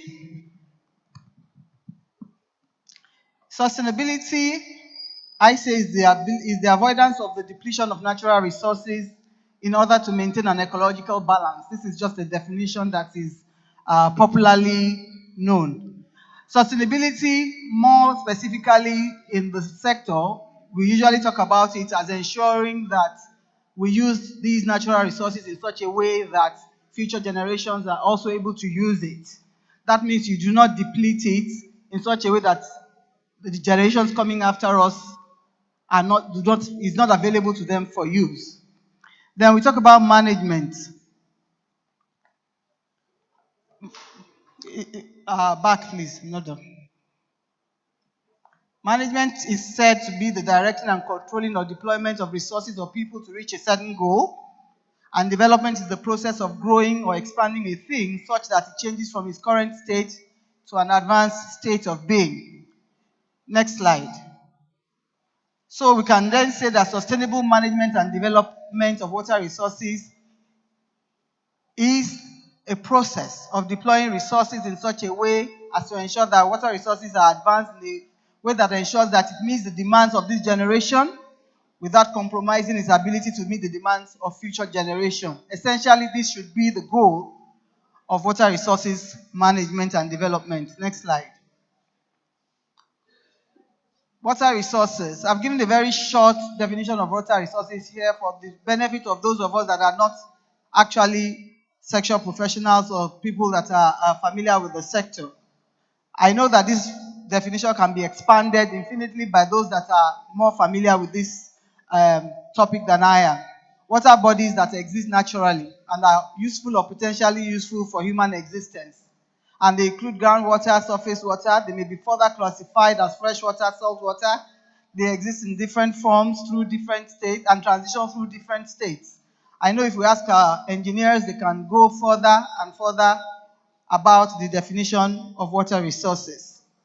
Like the earlier speaker said, they are finite. That means that while you say that they transition through states, the ability to use that water is actually not infinite, because we know that when fresh water is no longer usable for human consumption, we say that it is no longer really available. You say that countries are water stressed, not because there is no water, but because the water is not useful, is not usable. So you say water resources and water supply are distinct. One occurs naturally, the other one refers to water that has been treated and potable for human use. And that's the major difference between water resources. So you find that when we talk about the water resources bill, a lot of backlash that you get is people talking about the fact that water is not even available. We don't have water in our taps. We don't have water to drink. People are talking about water resources. They're talking about privatization. They're talking about two different things. Of course, water resources is necessary to get water supply, but there are two different classes of water. Next slide, please. Then we talk about regulation. What do we really mean by regulation? There's been a lot of focus nowadays on regulatory framework, regulation, talking about the need for the water resources regulation as an institution, as a state of control of the resource itself. So what are we talking about? We say regulations are a system of rules that are made by government or other authority in order to control the way that something is done or how people behave in a given sector or industry. There are typically three types of regulatory concepts. We have command and control. Essentially, the government decides, this is a sector that I want to control. And having made that command, they then go ahead to say, this is how I want to control it. You must do this, you must not do that. That is command and control type of regulatory concepts. Then we talk about performance-based, where standards are set and industries are required to achieve those standards by whichever way they feel like. We talk about management-based regulation, which is essentially self-regulation, typically based in trying to ensure that you stay below a cap that has been set by the regulator. These different concepts of regulation, if we start to talk about each one, it can take us hours each. So we're just going to leave it at that. What are regulatory frameworks? Regulatory frameworks refer to regulations, decisions, directives, regulatory policies, guidelines, recommendations, and procedures that are made by the authority from time to time, including any revisions or amendments to them, targeted at a specific sector. Essentially, for each sector, these are the regulations, the decisions, directives, policies that will guide this particular sector. It is typically based in some formal instruments, such as the Constitution, policies, statutes, primary or secondary legislation, and provides for the institutional framework for its implementation. So a regulatory framework usually would be based, first of all, you have to trace it back to the Constitution. You have to trace it back through a series of instruments that culminate in the constitutional powers. But you typically would also start with having a policy that recognizes the fact that this is going to be the regulatory framework for this sector. So we look at some overarching principles for regulatory systems. Legality. In order for a regulatory system to be effective and efficient for a sector, there must be confidence that it is situated within an existing legal framework. That means, is it based in law. There must be confidence in the regulator to stand by its rules, because when you have a regulator that oscillates between different rules for the same kind of situation, it loses we lose confidence in that regulator. Legitimacy: the regulated must believe that the regulatory system will protect them from the monopoly. Consumers must believe that the regulatory system will protect them from the monopoly power of service providers, whether private or not. In the case of water resources, it means that the regulated must be confident that the regulatory rules are clear, are certain, and apply uniformly to all regulated entities playing in the sector. The rules must be certain and easily ascertainable. They must be efficiency. Both the regulated and the regulator must show efficiency in operation and effectiveness. Regulatory system must be effective to achieve the stated objectives. This is just to create a little bit of background of the concept of regulation itself. Next slide, please. Types of regulation, technical regulation. Talk about most of what the water resources regulation is about is technical regulation. The prescriptions about what you can do and what you cannot do, what happens when you pollute river sources and things like that.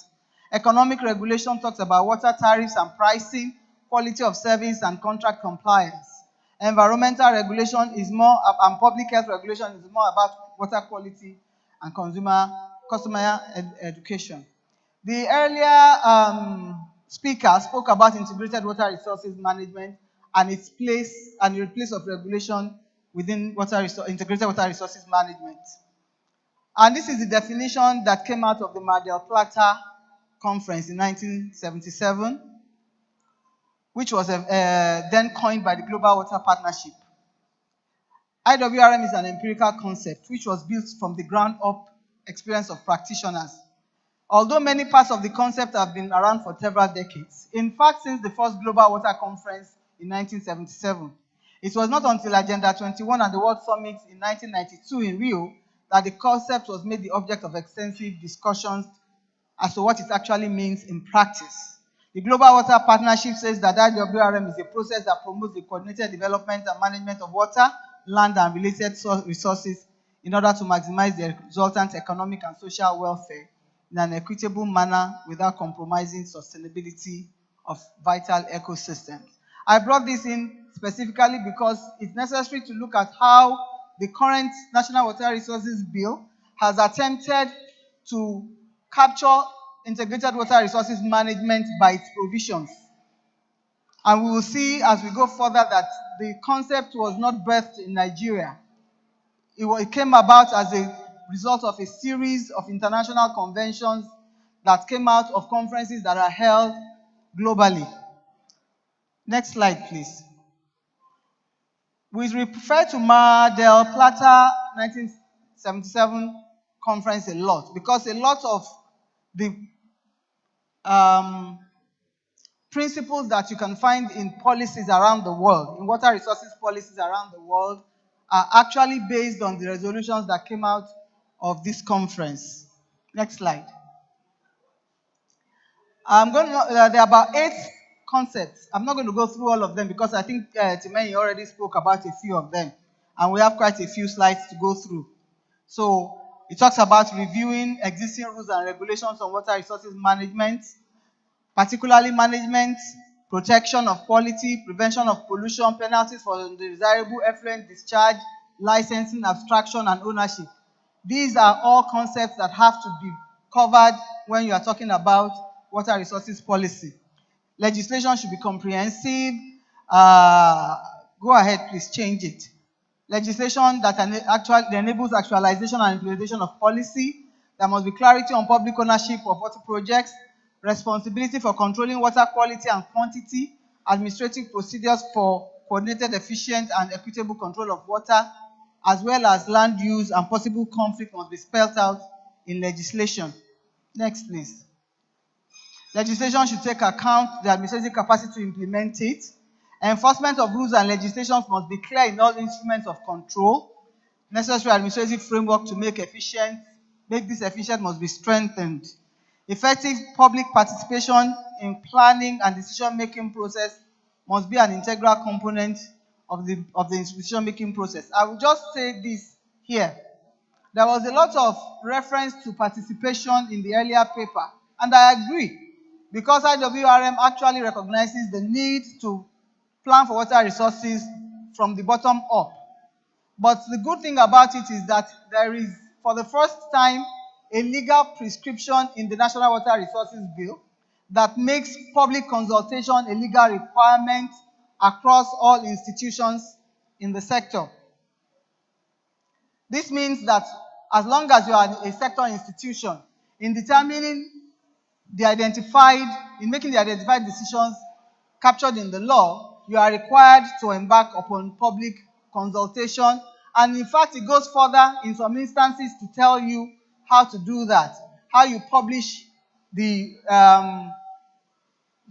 framework of whatever decision you want to make, and then how many days you have to wait in order to receive feedback from the public before you're allowed to go further with that policy. Then it talks about emphasis to be given to the situation and role of women. We have seen since then a lot of talk about gender mainstreaming into all decision making. Then they talk about water tariff and is used as a tool to manage water demand, but it must be based on proper policies of government. That means that while water tariffs can actually determine water demand, government must recognize the vulnerability of people who do not have the capacity to pay the actual cost of the water that they use, and then government must make appropriate subsidies available for their use.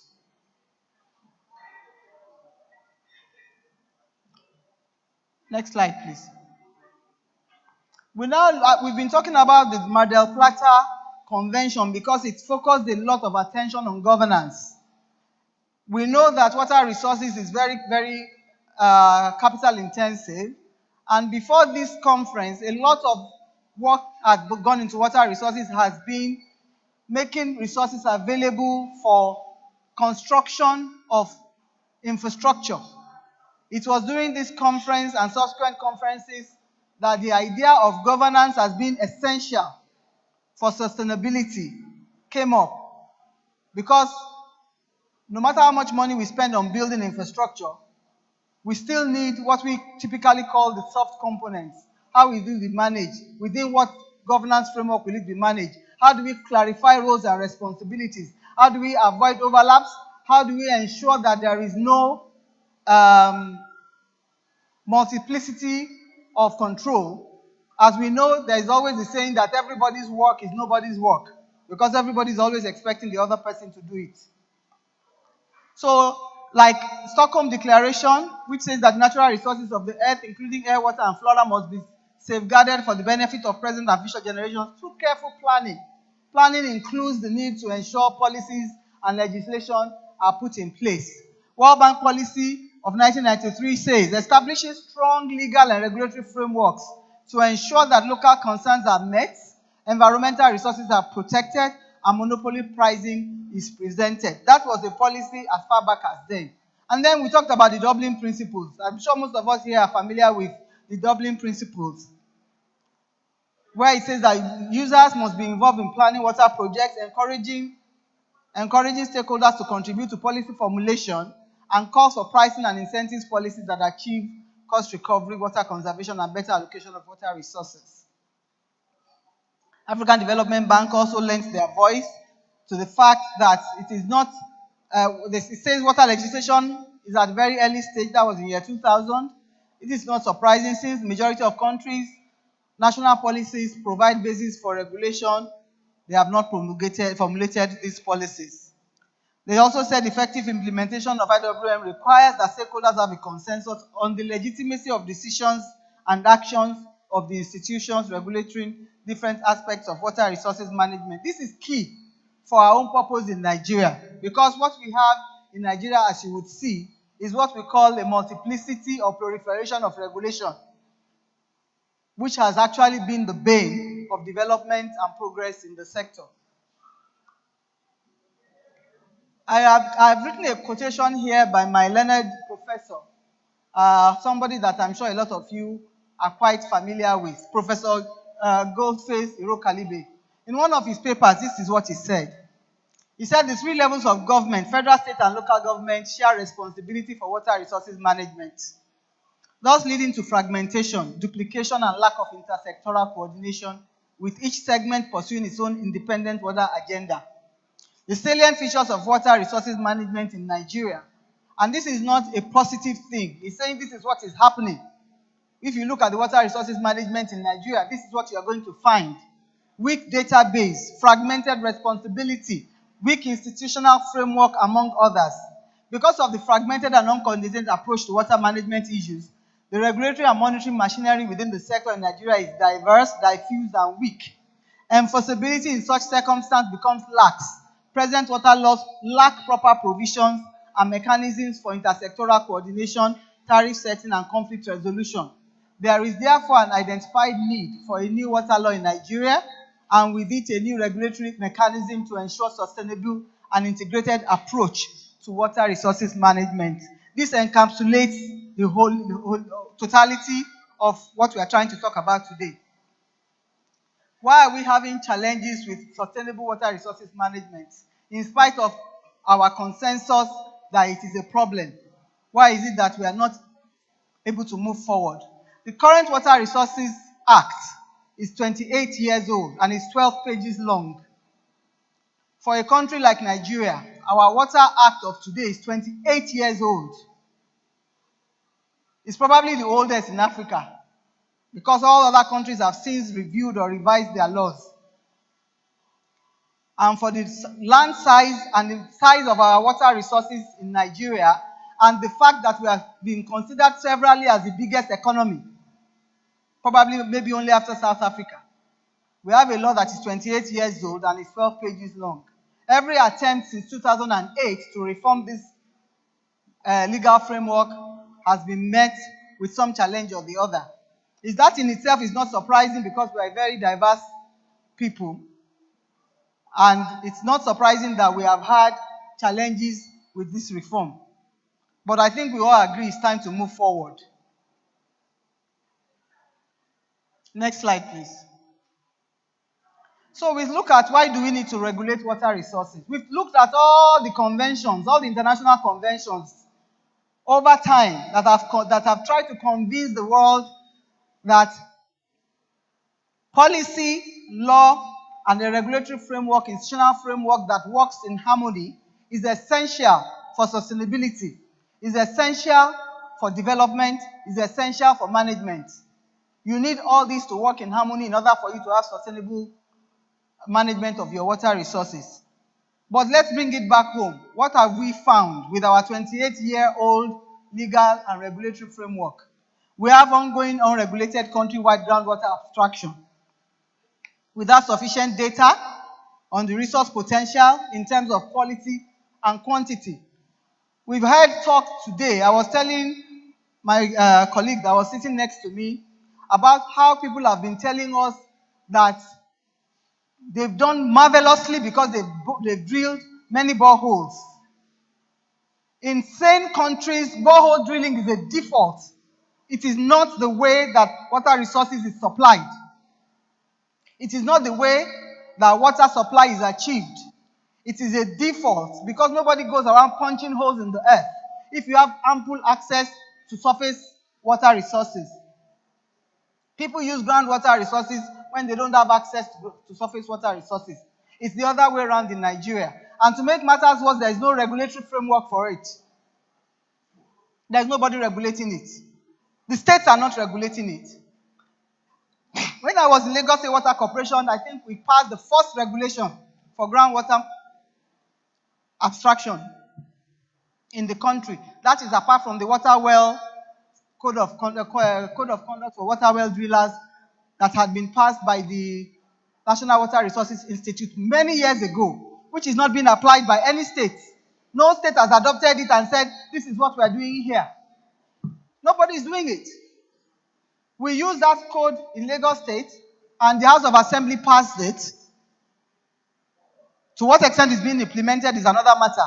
But that is the only state in Nigeria that has any kind of code for groundwater abstraction. based on the National Water Resources Institute code. Reduced water availability due to extended drought from climate change in some areas, requiring regulation for conservation, preservation, and prioritization of allocation. We've had cases and cases when we've gone around the country talking about the need for the reform of the bill, where we have seen instances where, because there is no regulation or regulator, you would find a farmer that would put a huge pump at the river and pump water for hundreds of kilometers to his farm, and thereby reducing availability of, reducing everything about the water, the ecological balance, everything, affecting the aquatic climate of the water. I may be using these terminologies wrong because I'm not a hydrologist, but please, I'm sure you understand what I'm trying to say. This is what we found as we went ahead to try to reform the law. Fragmentation of oversight responsibilities, duplicity of roles and functions, positive of sectoral financial viability due to lack of accountability of water users, and consequential development deficits. We have a very, very thriving industrial sector, water-based industrial sector, that pay nothing for the water they abstract. We have beverage industries that make multi-million dollar revenues from this country every year. Because they are not answerable to a regulator, they pay nothing. And I don't know if there's any state that is actually charging Coca-Cola, Nestle, all these people for the water that they are abstracting, if the states are going to control this.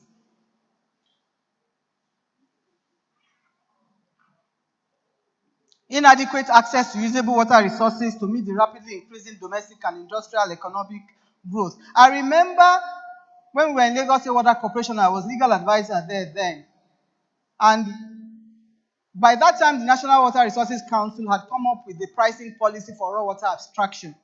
And I recall that the Lagos State Water Corporation used to actually receive bills from Ogunshu River Basin Development back then. I don't know whether they still do that now. But I know back then the Lagos State Water Corporation used to pay for water abstraction.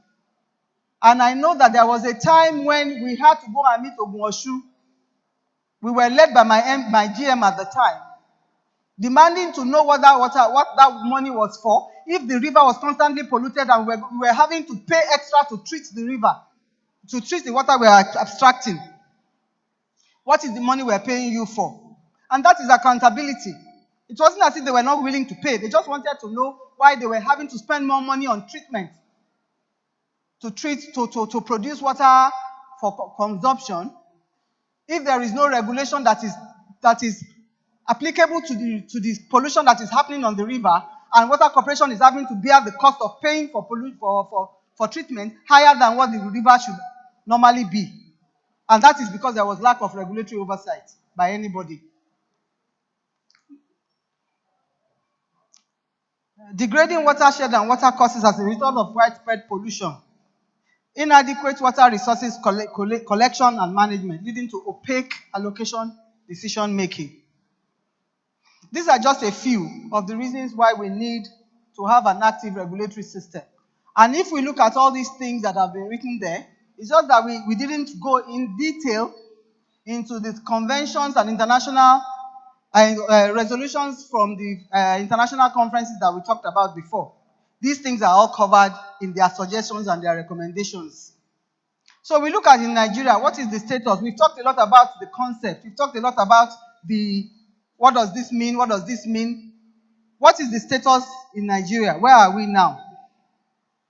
So we're going to look at the constitutional basis for regulating water resources. We're going to look at the policy framework, legal and institutional framework, regulatory framework, and look at a regulatory impact analysis. Item 64 of the exclusive list at the second schedule to the 99th Constitution says that the National Assembly has power to legislate only on water that crosses state boundaries. By inference, water that does not cross state boundary is for the State Assembly to legislate. A lot of people have said that this gives the National Assembly power over all waters, because all the water at some point in time,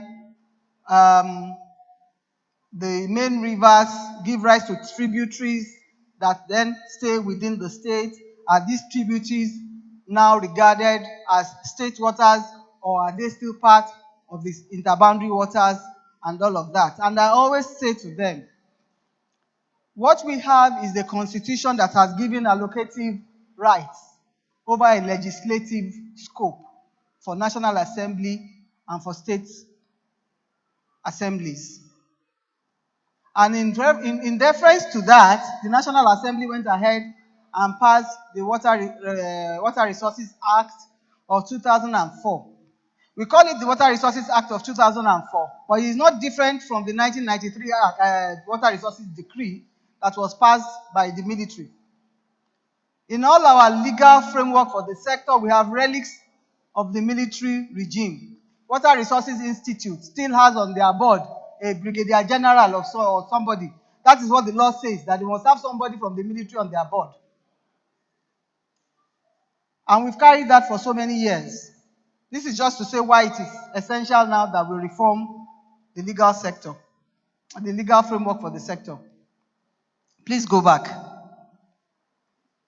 Item 13C of the concurrent list says the National Assembly may make laws for the regulation of the right of any one authority to dam or otherwise interfere with the flow of water from any sources within the Federation. To the best of my knowledge, these are the two sections of the law of the Constitution that are relevant. I know that others have referred to many other sections of the Constitution dealing with water, air, land, and all of that. We can talk about that forever, but this, in my own opinion, is the constitutional basis for regulating water resources in Nigeria. What is the policy framework? We will see the trajectory of policy development in the country in a little while. But our 2016 policy, which was passed by the Federal Executive Council in 2016, has these provisions for regulation. I've only talked about those matters that concern regulation. Policy Statement 9 says that the regulation of water resources will be a principal consideration in the enthronement of IWRM. And the regulatory framework will provide for a regulatory body with oversight for the development, use, protection, conservation, and allocation of the nation's water resources in an efficient and equitable manner. The objective is set to establish and enthrone a regulatory framework that comprises an independent regulatory institution, processes and procedures that will guarantee water resources utilization through justifiable allocation, transparent pricing regime, accountability on the part of all sector institutions and stakeholders, resource protection, conservation, and development. This is what the current policy says. Next slide. And what are the strategies that were identified in the policy? Like they said, sector regulator will be established with nationwide oversight for water resources. Regulation will be enthroned at basin level with the involvement of all stakeholders in the basin. Regulator will ensure that licenses, authorized developers, water service providers and users, as well as their infrastructure, meet technical, social, and commercial obligations in a manner that promotes fairness. Regulation will protect licensees and the public from unfair conduct of providers. It will ensure that public water services are supplied as efficiently and economically as possible and at such performance standards, which reasonably meet social, industrial, and commercial needs of community. Next slide. So what is the legal framework for water resources management as of now? We have the Water Resources Act, CAP W2, 2004. We have the Nigeria Minerals and Mining Act, National Inland Waterways Act, River Basin Development Authority Act, Hydrological Services Agency Act, Water Resources Institute Act, Land Use Act, Nigeria Environmental Standards Regulation Enforcement Agency Act, and of course the Water Resources Bill that is still being considered. It's still a bill. It's not part of the legal framework yet. Next slide. Next. Now this is the crux of the matter. What is the real problem with the regulatory framework that we have? We've seen from Professor Goldface's statements earlier, he considers fragmentation a key problem with regulating the sector.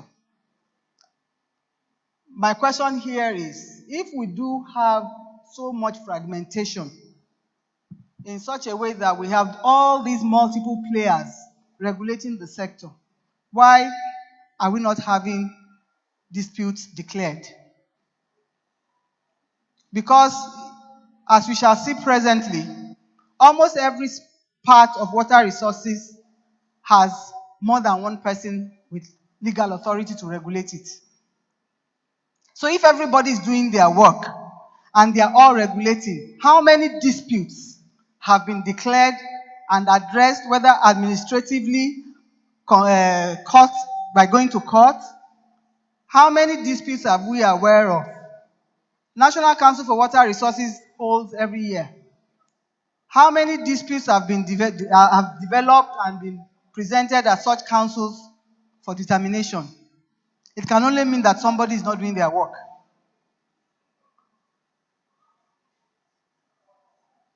Next slide. Sections of the NIWA Act conflict with sections of the Water Resources Act, and even the new regulatory mandate under the bill. Extensive overlaps, some of which have been resolved in the new NIWA Act, but a lot remains to be addressed. When NIWA wanted to review the NIWA Act, they sent a copy of the Act to the Federal Ministry of Water Resources. And with the directors of the ministry, we all sat down, we looked at it, and discovered that the way that NIWA Act was framed, the Federal Ministry of Water Resources will have no work left. If NIWA was to do what they wanted to do, because everything that the Federal Ministry of Water Resources is supposed to be doing was under that NIWA Act. They have the mineral and mining, and the fact that they wanted to license water use for mining. So everybody wants to license water use. RBDA Act also provides, even now, that they regulate water use. They are the operators, and the users, and the regulators in the water resources, in the RBDA Act. Then we have NESRIA that develops regulations. They have a lot of regulations. Regulations that you know that if they are actually enforcing those regulations, they would have come in conflict with Federal Ministry of Water Resources by now. National Environmental Watershed Management, and a lot of other regulations that we can't capture in these short few minutes that we have. Next slide. You have the Petroleum Act, research for regulation, development of codes and practices. You have the states. States also have powers to regulate, but only for water occurring solely within states. It is obvious, and this is my conclusion on the fragmented regulatory framework that we have for water resources. It is obvious that the absence of extensive conflict between these agencies shows that there has been minimal implementation of regulatory oversight by the ministry, since almost all powers provided in these enactments are powers either covered in the Water Resources Act or should have been covered in the Water Resources Act and are now contained in the draft National Water Resources Bill. This is why a reform in the regulatory framework towards dedicated institutional mandate for regulation is crucial. What has been the impact of the current fragmented regulatory framework? Absence of a professionally run institution dedicated to regulatory oversight with the mandate for enforcement provided. Okay, the absence of a professionally run institution dedicated to regulatory oversight with mandate for enforcement provides limited confidence for sector investors who need clarity in regulatory framework for planning their own investments. Lack of regulatory certainty increases cost of investment. It increases the perception of risk. Lack of accountability of water users increases the risk of pollution over abstraction. Financial viability of the sector is compromised since no one pays for pollution or abstraction. Fragmentation of regulatory framework also allows for multiple levies and overregulation of some aspects, e.g. dredging, and underregulation of others, e.g. groundwater abstraction, leading to apathy of regulated entities. So in the current scheme of things, this is what you have, which also means that you do not have the financial viability or a sector that is financially performing that is attractive to investors. Next slide. So in the course of trying to change this, what have we seen successive administrations do in the past? People talk about the bill as if it's a bill of this administration. It just happens that this is the only first administration that has the guts, and this is my personal opinion, to actually decide we're going to do something about it. This bill did not emanate from this administration. It started in 2007 from General Obasanjo's administration. That was when the first draft was drafted. And it has passed through several administrations until now, until we got a minister that decided I'm a sector professional. I cannot go and come and go without ensuring that this sector is actually placed on a governance framework that ensures that it works into the future.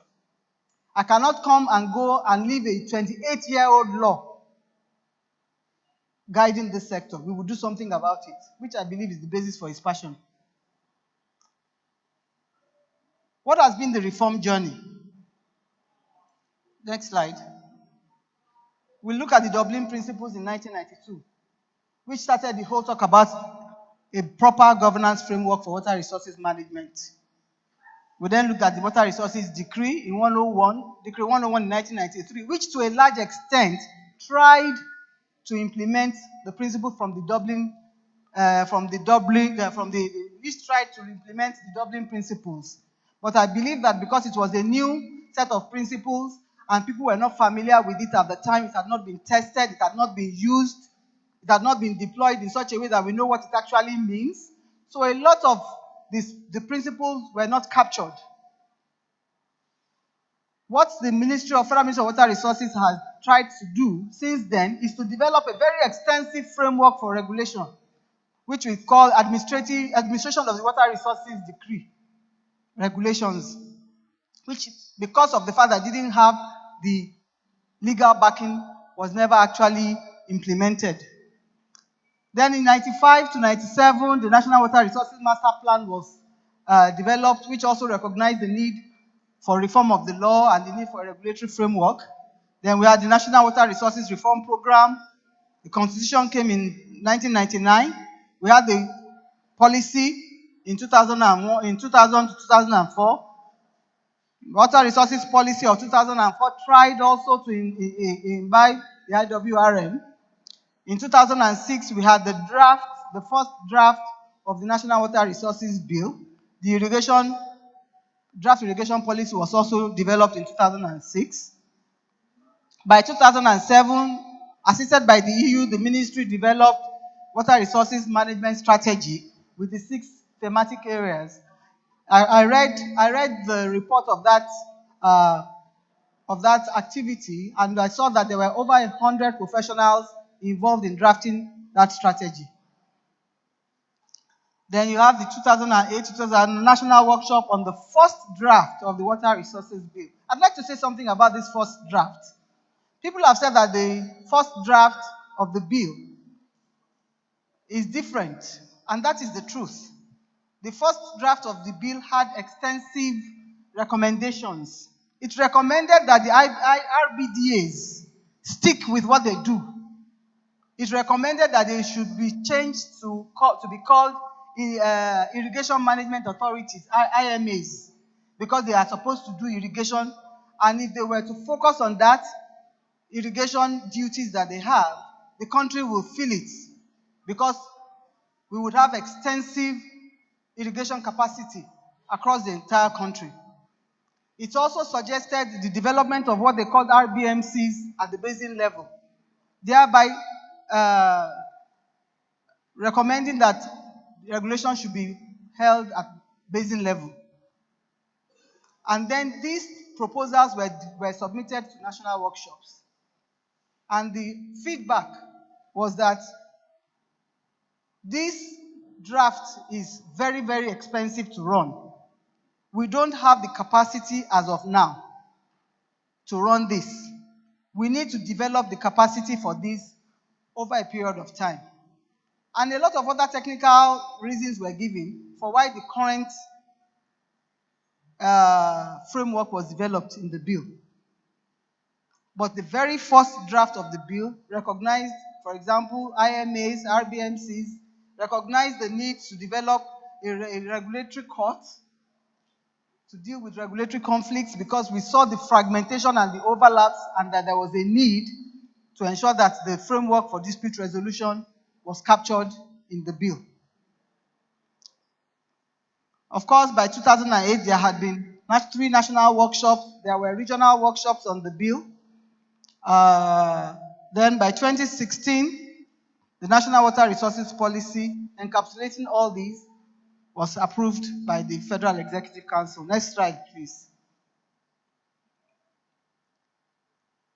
By 2016 as well, the draft bill was presented to the National Assembly. May 2017, first reading. July 2017, second reading. December 2017, third reading, and then it was passed. By 2018, it was presented to Senate, public hearing by Senate in 2018. So the interesting thing is that between 2006 and 2018, this bill was presented to the National Council on Water Resources every time the council met. Changes were made based on council recommendations, and every member of the council was a part of the development of this bill. July 23rd, 2020, it was passed again by the House of Assembly.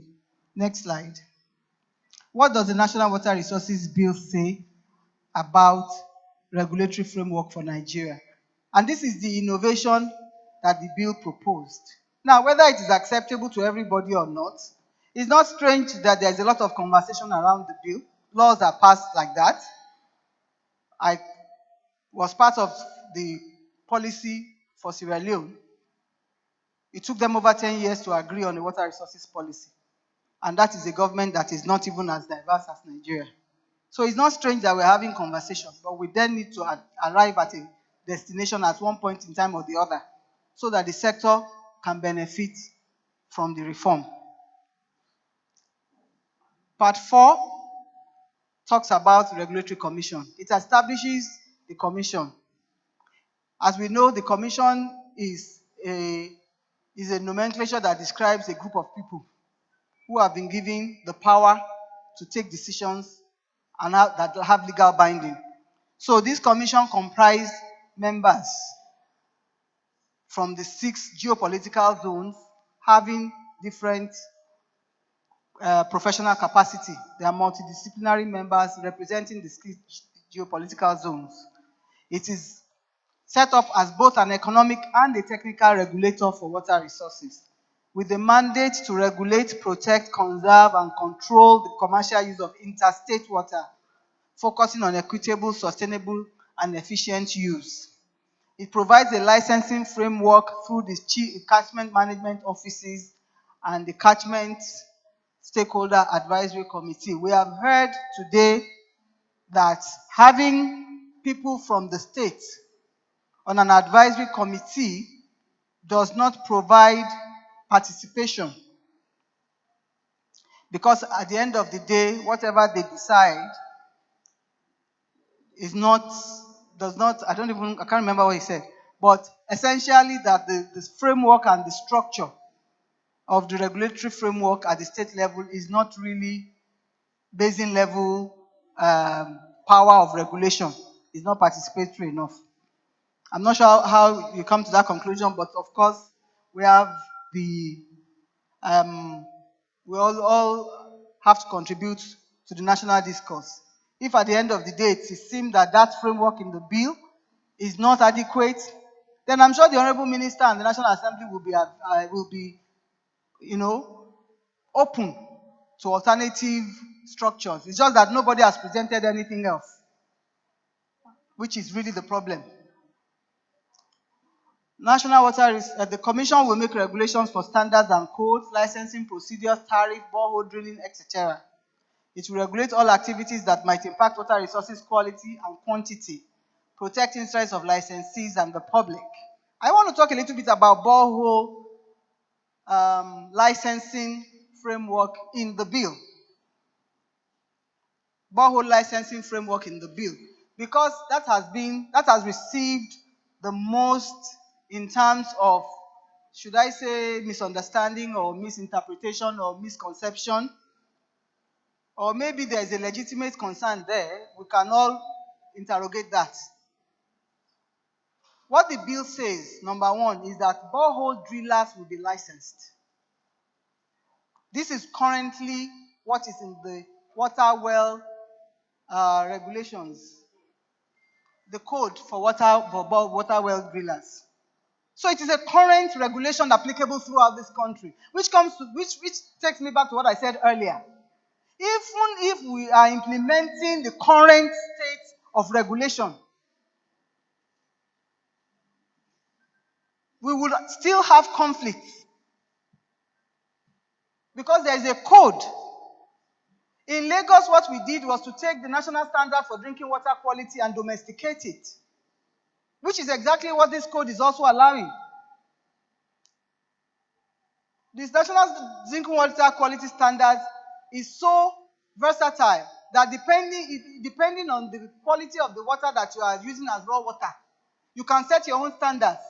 That code is just a minimum. And that's what we did in Lagos. I believe that is what other people are doing. But in Lagos, we had the chemists, we had people, hydrologists, we had geologists, people taking samples of water from different parts of the state and giving us a chemical analysis, based upon which we then eventually came up with what is acceptable water quality based on these national drinking water quality standards. And that's exactly what we did with the water well drilling code from National Water Resources Institute as well. And that is what appears in the bill. Drillers should be licensed. People have said they want to license your borehole in your house. They don't want you to use your borehole. Why are you afraid to have drillers licensed? Is it not better for you that you are giving your job to a professional? And so on and so on and so forth. People have said, why do you want the national to go and do license? The bill prescribes that there will be a national framework that will be adopted by the states. And that means that the general, just like the water well drillers, is a national code, and states can adopt it. It's just prescribing the minimum.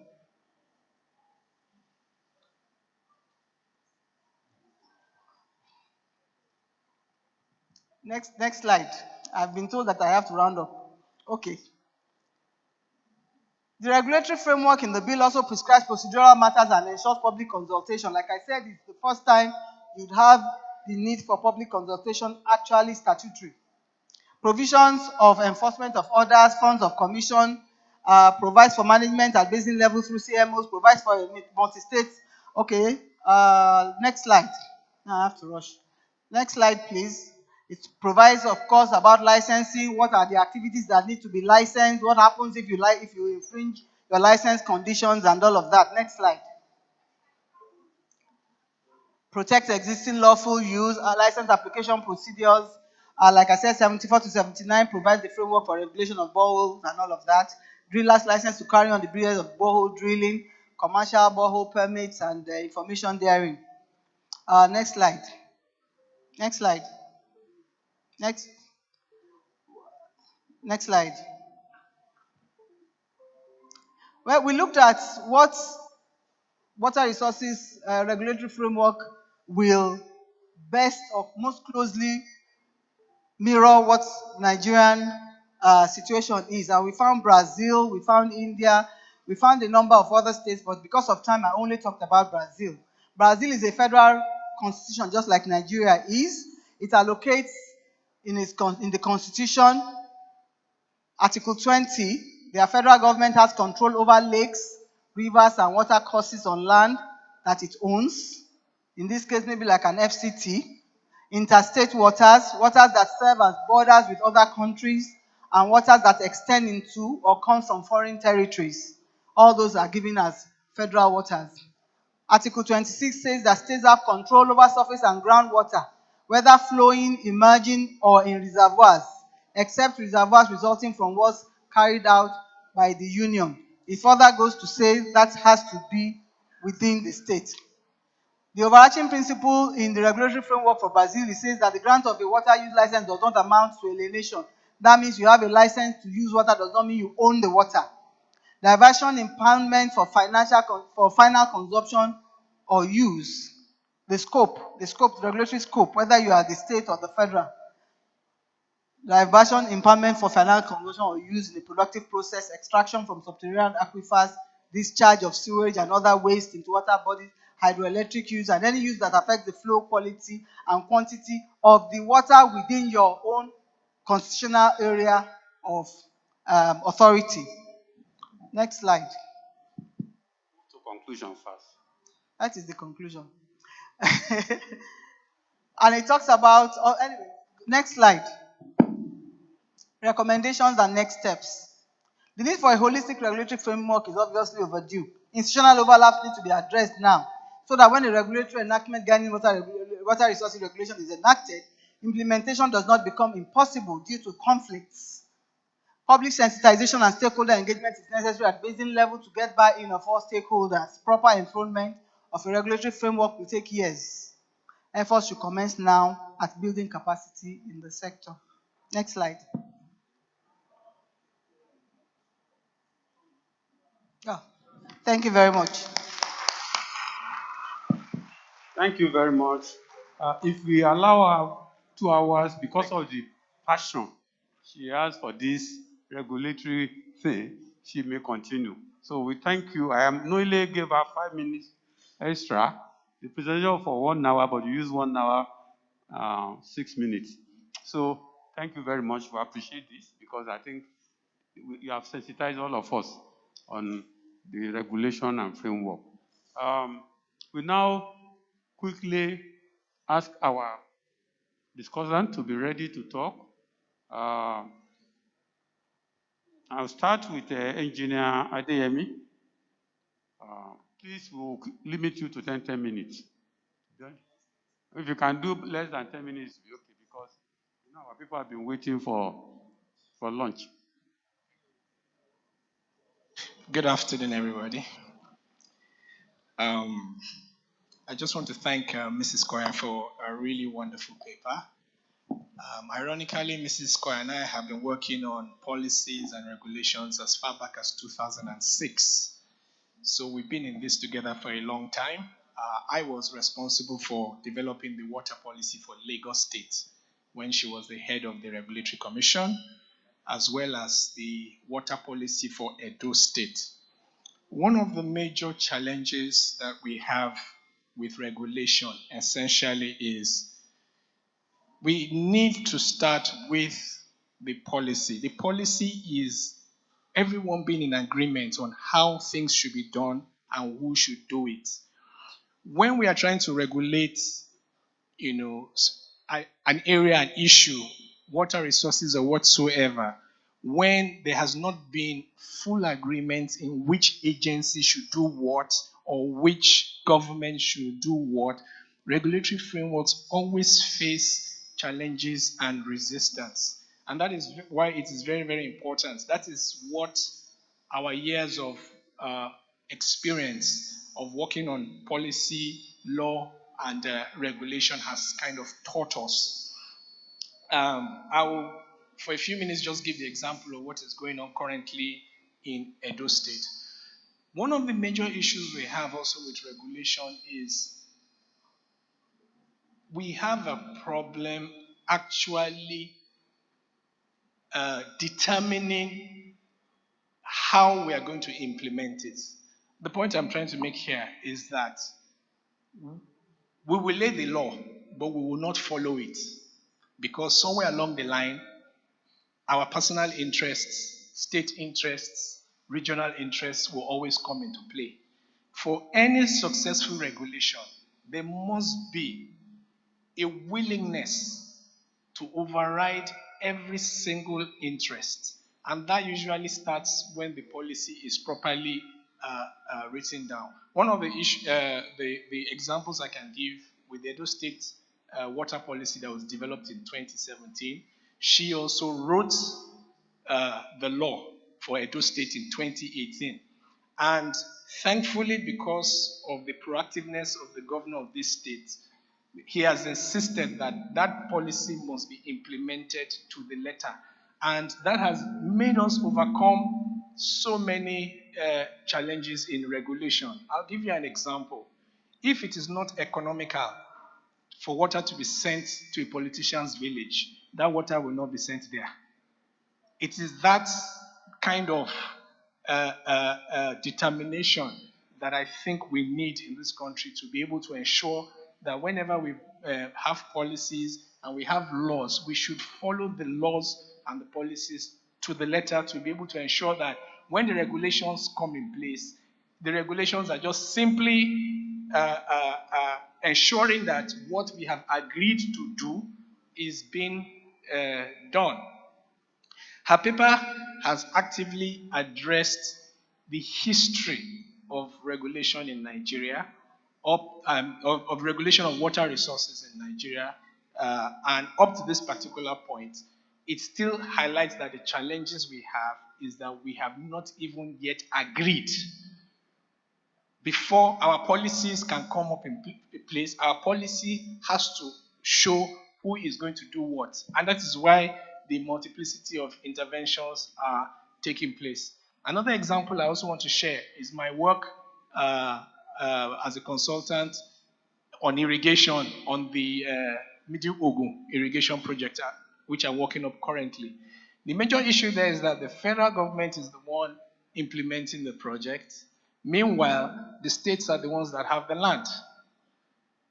Part of the challenges that are showing up there is the fact that at every point in time, the state is having other needs for that land, but there has not been an agreement in policy that that land must be warehoused for agriculture at the state level. That hasn't happened.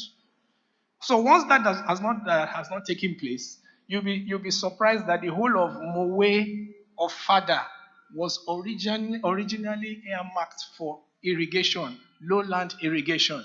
Today, all those areas have been occupied by estates. And it's simply because of the lack of coordination between the federal and the state agencies. And all that area is usually addressed at the policy level before we even start getting to the area of regulation. So the water resources bill as it is right now, the major challenges that it has right now is simply because we have not yet agreed. And that is where the real issue is. Thank you very much. Professor, I think you lawyers have the way first before we technocrats can. Yeah.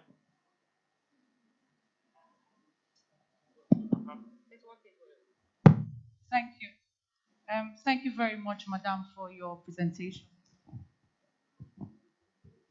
I particularly enjoyed the background, the regulatory background to the presentation.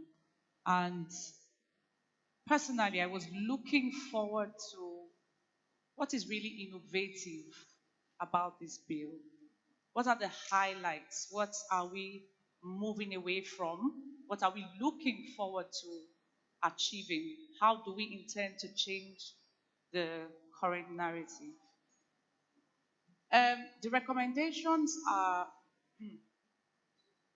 very much agreeable by me, but you see, the challenges that have been raised are challenges that are common to laws all the time, especially in Nigeria. I mean, we're talking about challenges of legal framework and institutional overlap. One of the reasons why we have the Nesria Act is because we had that kind of problem.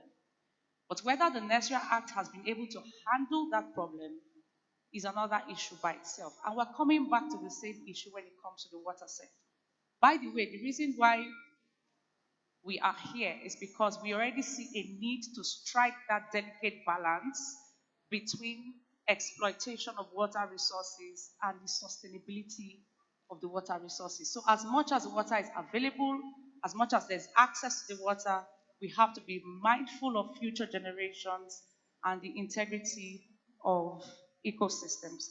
Now, my question, which didn't quite come out in the presentation, was who drafted the bill?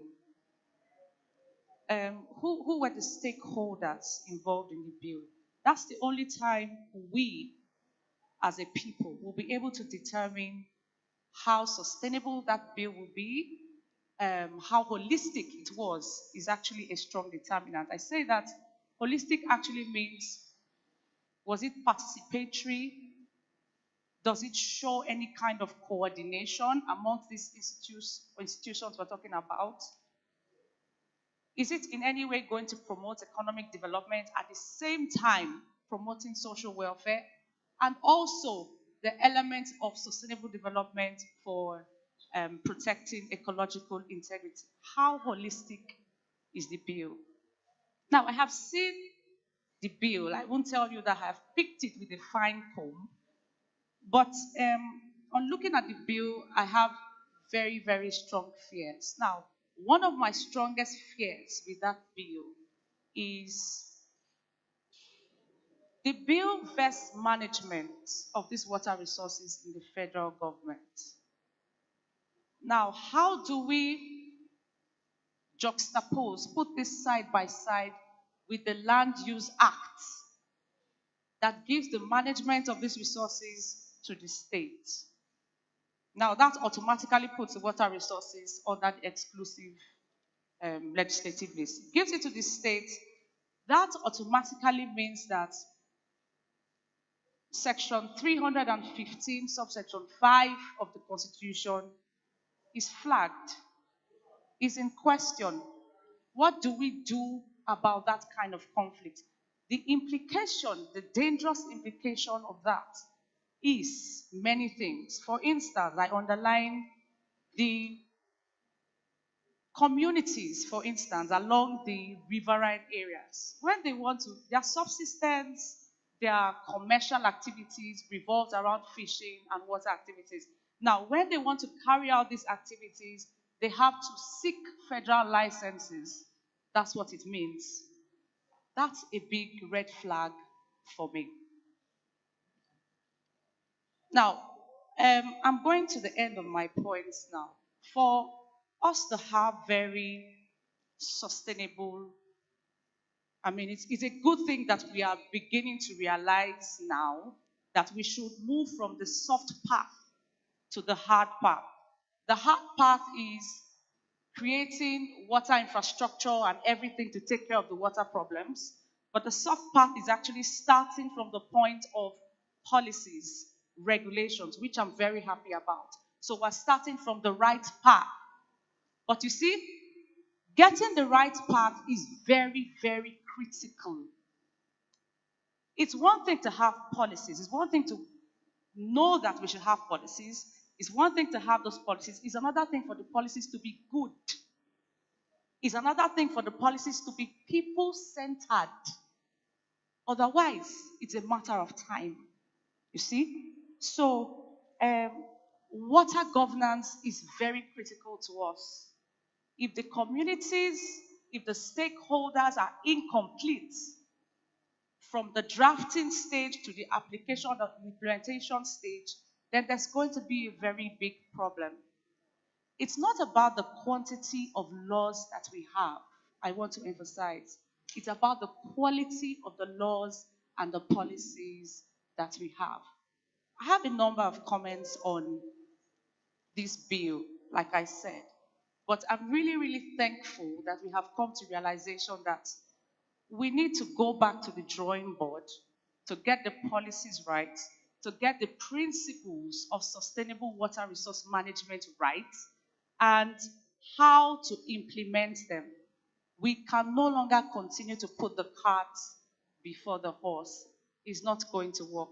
Now, the last point on this, I don't know if I've said last point before, but my very last point on this is that for this to be successful, we have to take into cognizance the synergy between climate, food, energy, and water.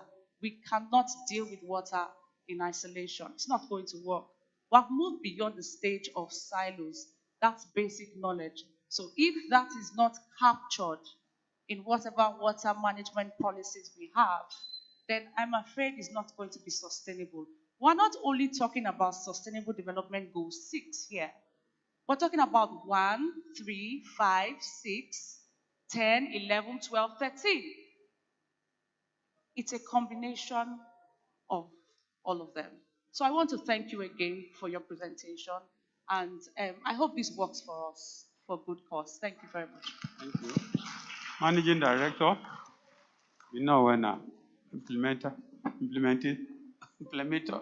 agency, implementing agency.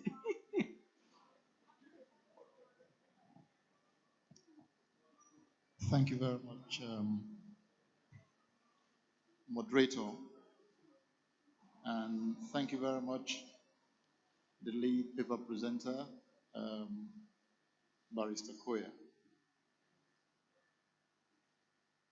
From the point of view of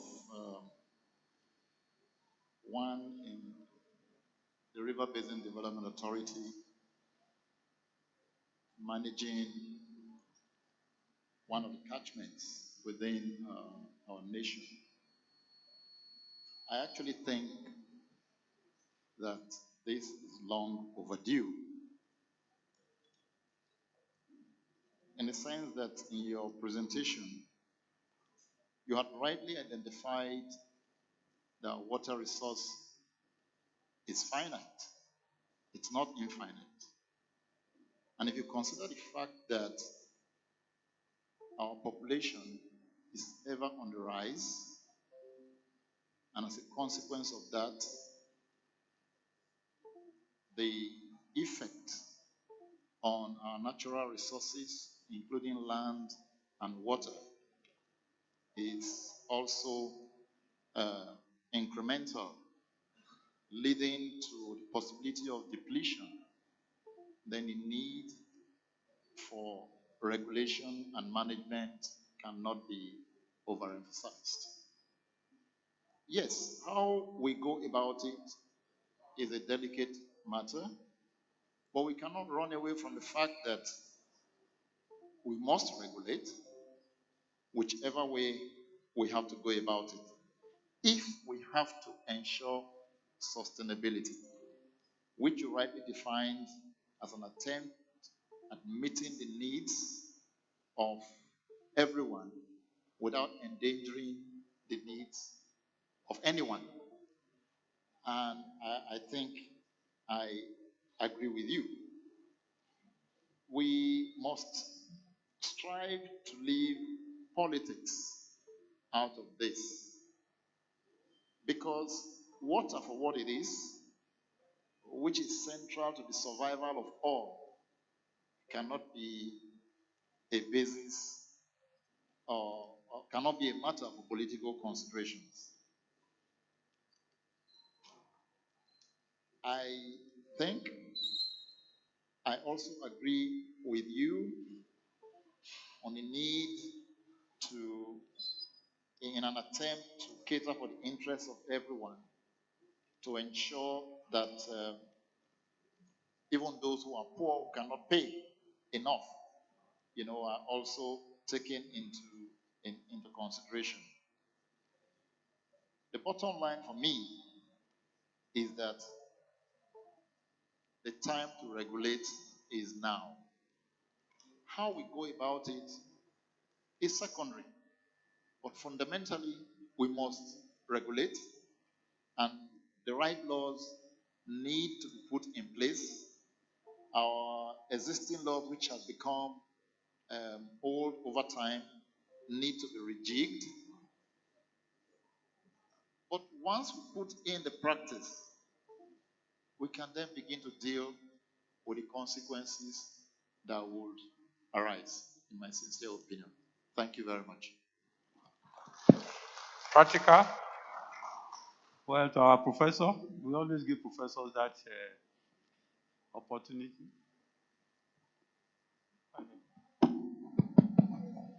Thank you very much. When you allow lawyers to talk before you, they populate your mind so that you may not be able to even abridge what they have said. I think everybody here is confused with what you said. So if we are going to respond now, we just to pick a few things. Well, there's no regulation in the world today, whether conventions, international conventions that are totally acceptable. None. I can give you examples of conventions that have been signed.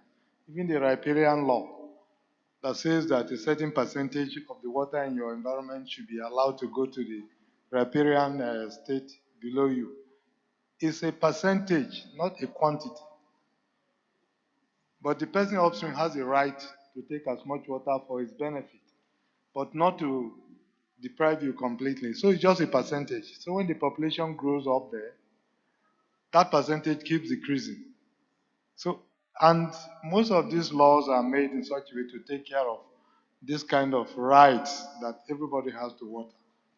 Now, the regulation, the first regulation on water was the guidelines and regulations for the implementation of the Decree 101, 1996, I think. Incidentally, some of us are still here. I was the chairman of that committee. We spent 22 days in a lorry trying to come out with the regulations for the implementation of the decree. Because the decree was like an ordinance, making statements, military statements, military statements.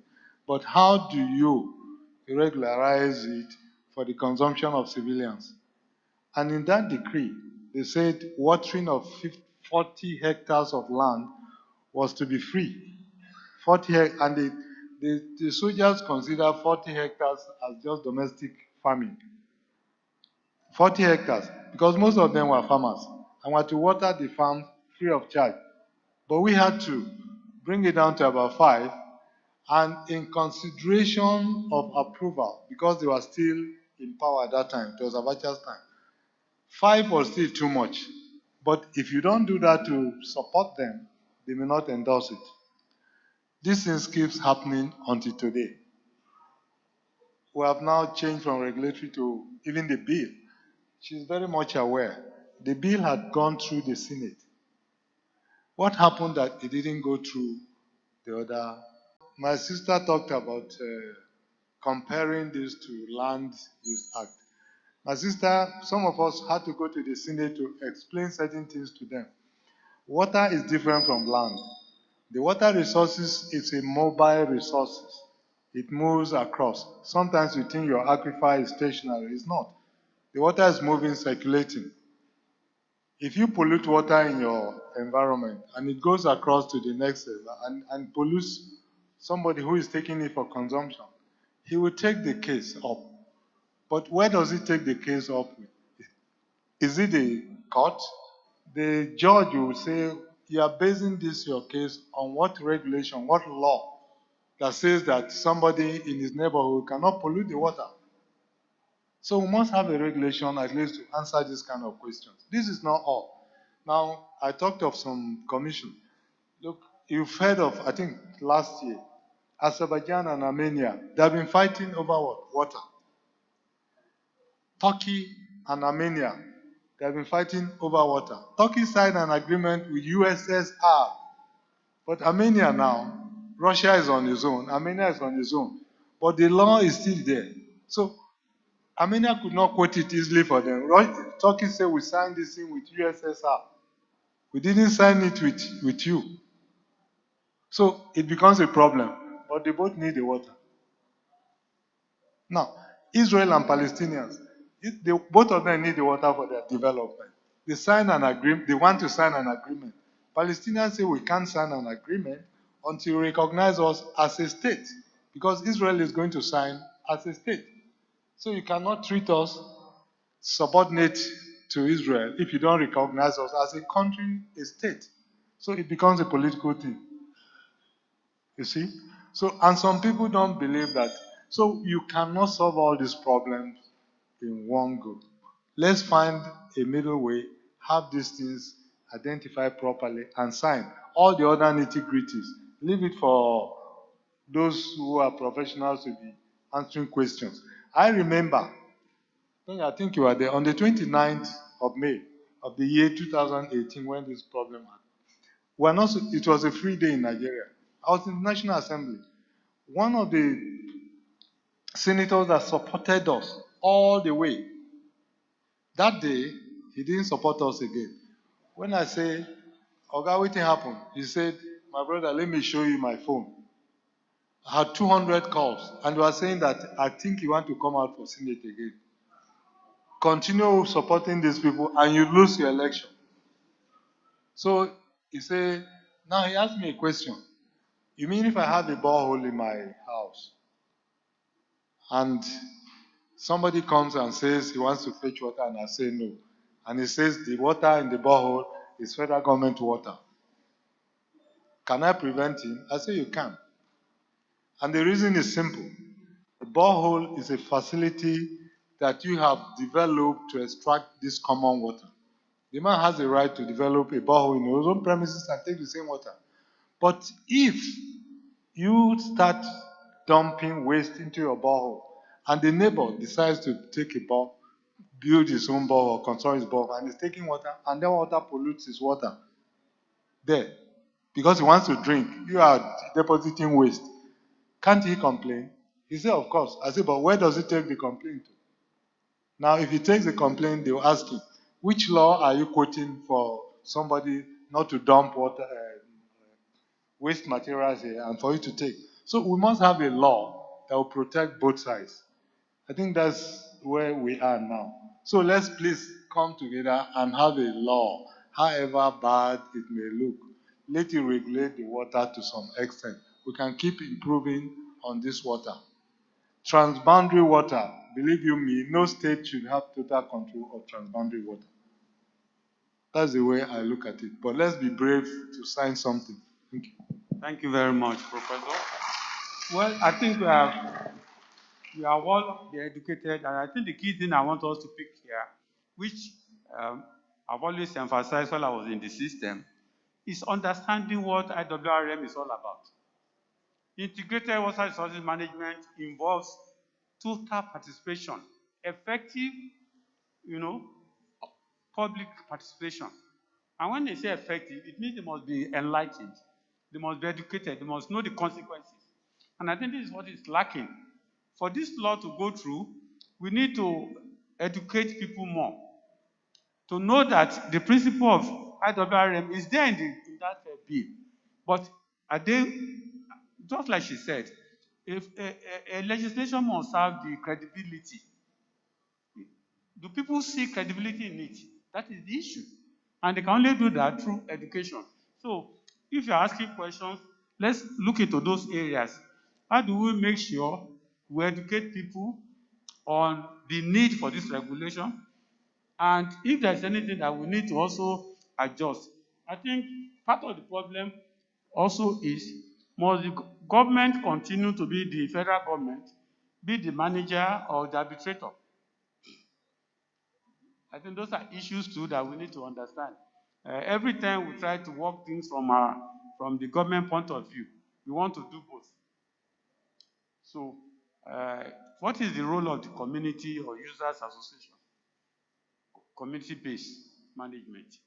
If we can, I think we can improve on this current law, emphasizing community-based management, which everybody is getting into, because community-based management will also take care of the land, it take care of the climate change, it take care of the ecosystem, takes care of their function, what they do. And I think if you can look at that, incorporate it in this law, that this catchment basin we are talking about is actually community-based management. So if the community can manage the resources within their community, maybe educate people on it, change the law to include that one, it may also, just like Professor said, win-win situation. We can go midway. So shall we have questions then? Looking at our time, it depends on us. If you want to go for lunch by 5, we'll be able to only take about 4 questions.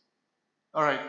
My moderator has given me the directives, and from what he said, we have room for only 3 questions because nobody wants to go for lunch by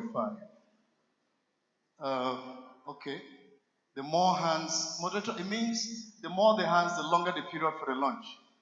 Yeah, so if I have 4 hands, it means lunch is 7 p.m. Is that okay? Okay. Yes, one of my guys here, 1, that's 1. You are presenting a paper tomorrow. So I want you to combine. Your question with your paper. Well, I'm going to ask her to come. Yeah, I'll tell her to come tomorrow. There's another hand here. There's another at the back. That's 3. So there are more hands than I can.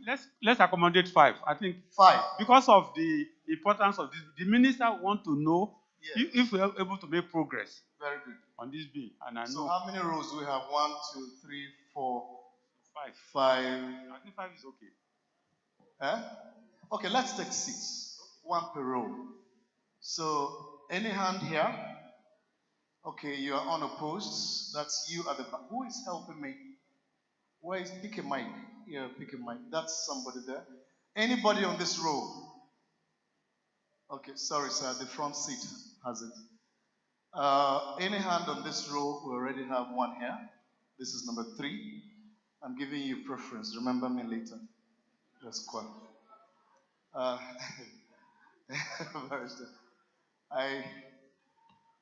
let me go to the back. You are our boss. You will know what. Yes, so that's you there on this row. This one here, that hand has been raised for some time. Okay, yeah.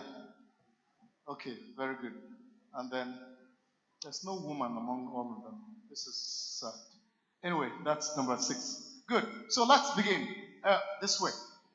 Kindly, first of all, introduce yourself and ask your question. 30 seconds. Learn the power of summary. Let's do that quickly. Thank you very much. Good afternoon, ladies and gentlemen. Permit me to stand on existing protocols. I'm Engineer Timothy Alta from Upper Niger River Basin. I would like to ask, are water treatment plants on the exclusive list? Can private sector come into establishment of large water treatment plants? Because apparently it is becoming impossible to meet that demand. Secondly, someone said that world power, global power in the future, political and economic, is going to be determined by who controls water resources. So what is the influence of Nigeria, even though it's regulated by international laws, but what influence do we have over transboundary waters and those kinds of issues? Thank you very kindly. Yeah. Quickly to the front here. While we're very quickly, sir, I know. Anyhow, it is, you still manage 30 seconds. Thank you. Mine is just a comment. As the presenter has said, disputes have already started happening. We have a lot of disputes now with the Nigeria Integrated Water Resources Management Commission. There is a dispute between the Commission and NIWA, which we have said already there are a lot of overlapping issues, particularly in terms of collection of water use fees. We're having issues now with the Nigerian, the LNG, with the Commission. LNG is taking water that is transboundary and is not wanting to pay for that. So there are a lot of issues now. In fact, this very case with the LNG might lead us to go to court, and we are ready for it. There are also other cases that just last week we had a letter from the Honorable Minister sent to us to look at the issue on somebody extracting water and stopping others from taking water from the same river and all that. And these people are people that are living by the river banks and all that. So these issues are already coming up and we are in them. So we are ready to tackle them. But without the bill in place, this cannot happen, actually. So we will try our best within the powers of the Water Resources Act that we have in place to do what we can. Thank you. Thank you very much. That means Barrister Tower is going to get a case. Now you get ready, prepare your team of lawyers. We're going to court. Yeah, so here, very quickly. Thank you very much. My name is Engineer Imo Epo. Mine just a comment. It has to do with what our legal lady there has talked about, the issue of penalties. And then, of course, combining what Prof also mentioned. I think at the end of everything, the issue has to do with the politics behind these issues. Because there are some political inclinations. In a country like India, for instance, where 2/3 of the water in India actually resides in 1/3 of the land in India, yet they still have a way of managing the water. How do they do it? It's a question of to agree on what and what you need to do. If we don't agree, then we'll have a problem where the World Bank already said recently that they trying to look at African countries. Most African countries are really dirty because of not enough water. In fact, we are being ranked like Zimbabwe and countries like that. So let us take political decisions and see how we can solve this problem of water. Let us do something instead of not doing anything at all so that we can get there. Thank you very much. Thank you very much, Engineer. Thank you very quickly. Let's go to the back, and thanks for giving us this privilege. Let's go to the back. Very quickly, your name and the question. 30 seconds. Your time starts now. Thanks, sir. My name is Hamzat. I would like to know what are the benefits available from the water bill to the water users of Nigeria. Thank you. Okay, that was 15 seconds. Thank you. Please, the man in suit at the back. He looks like somebody related to the Edo State governor. So I'm being very careful here now. Quickly. Standing on the existing protocol, my name is Engineer Emmanuel from Edo State. Please, going by the Land Use Act, what is exactly the role of the state towards licensing borehole drilling? What is the role of the state? Going by the Land Use Act, what is the role of the state towards licensing borehole drilling? Thank you. Thank you very much. That's quite precise. Can you follow in the same shoes, if not better, please? Thank you. Good afternoon, everyone. My name is Ebere Okonkwo. I'm a legal practitioner and a governance practitioner too.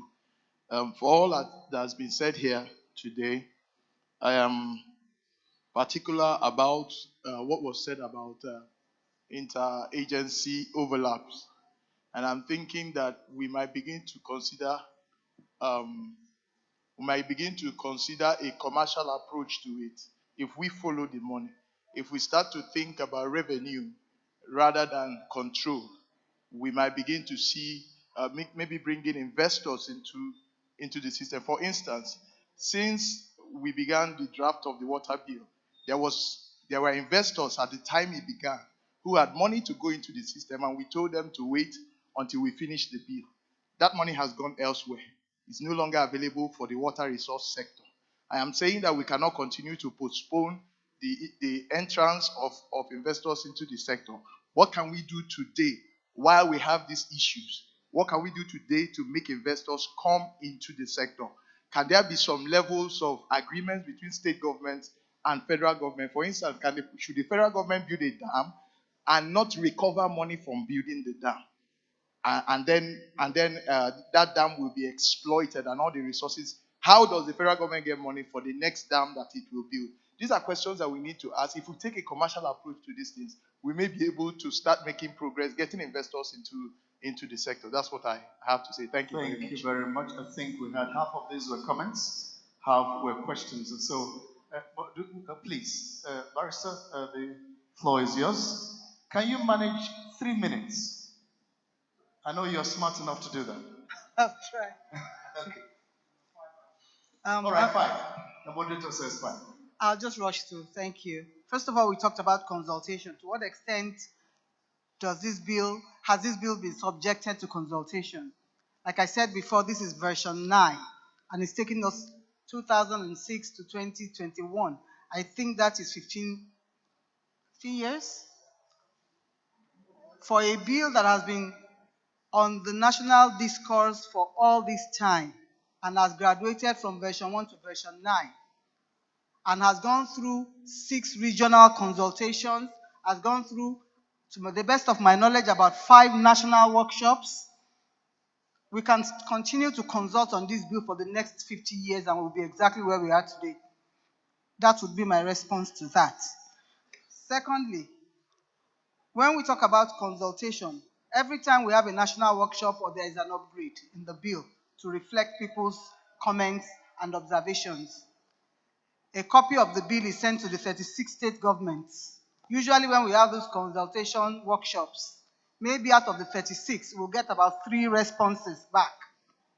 And then when it is time for the workshop, maybe about 10 states will send representatives who might show up on the first day and not come for the rest of the week. So that maybe might have answered that.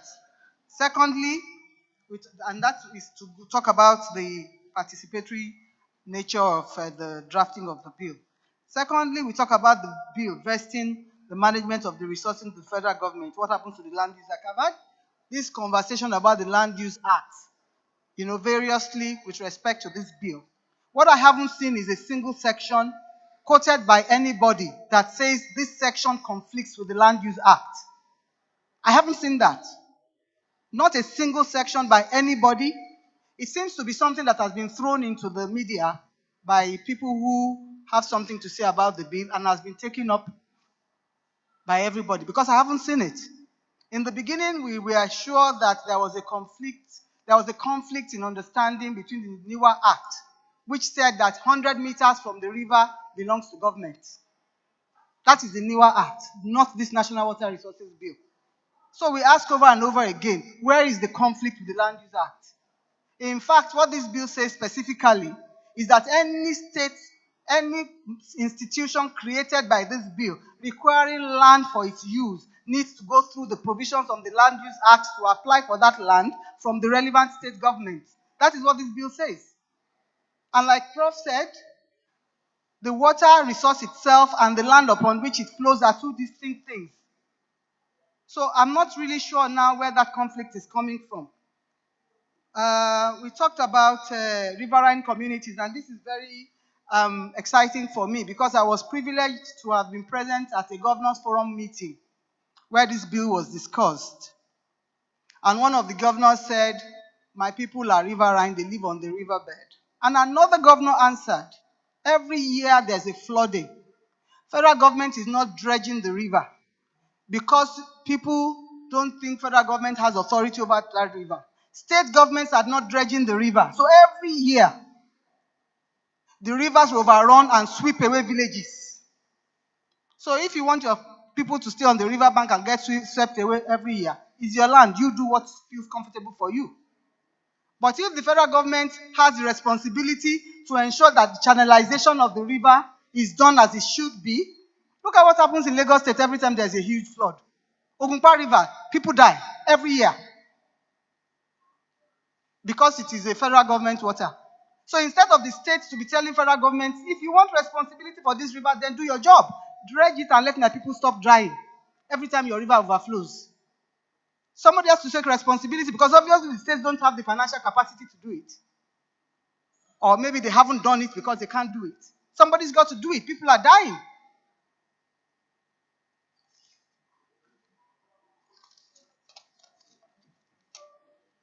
I'm just going to rush through. Water treatment plants on the exclusive list. Water treatment plants produce water supply. Water supply is a state responsibility.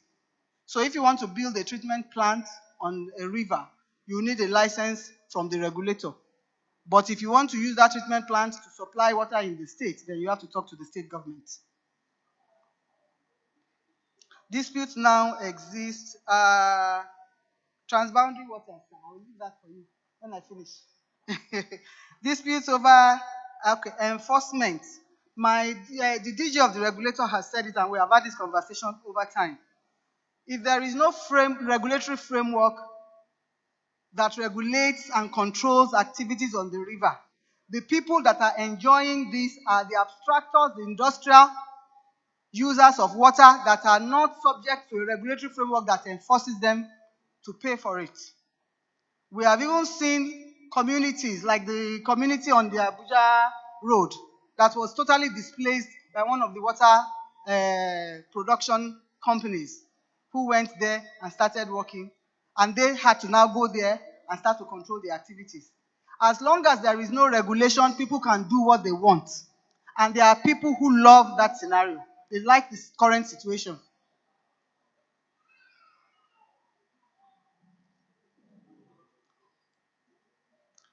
Benefits of the Water Resources Bill to water users. In fact, I love that question because one of the things that this bill introduces, there are so many innovations in this bill, even in the regulatory framework. If I took only the regulatory framework and I spoke about the regulatory framework exhaustively, we can be here for the next 3 hours or even longer.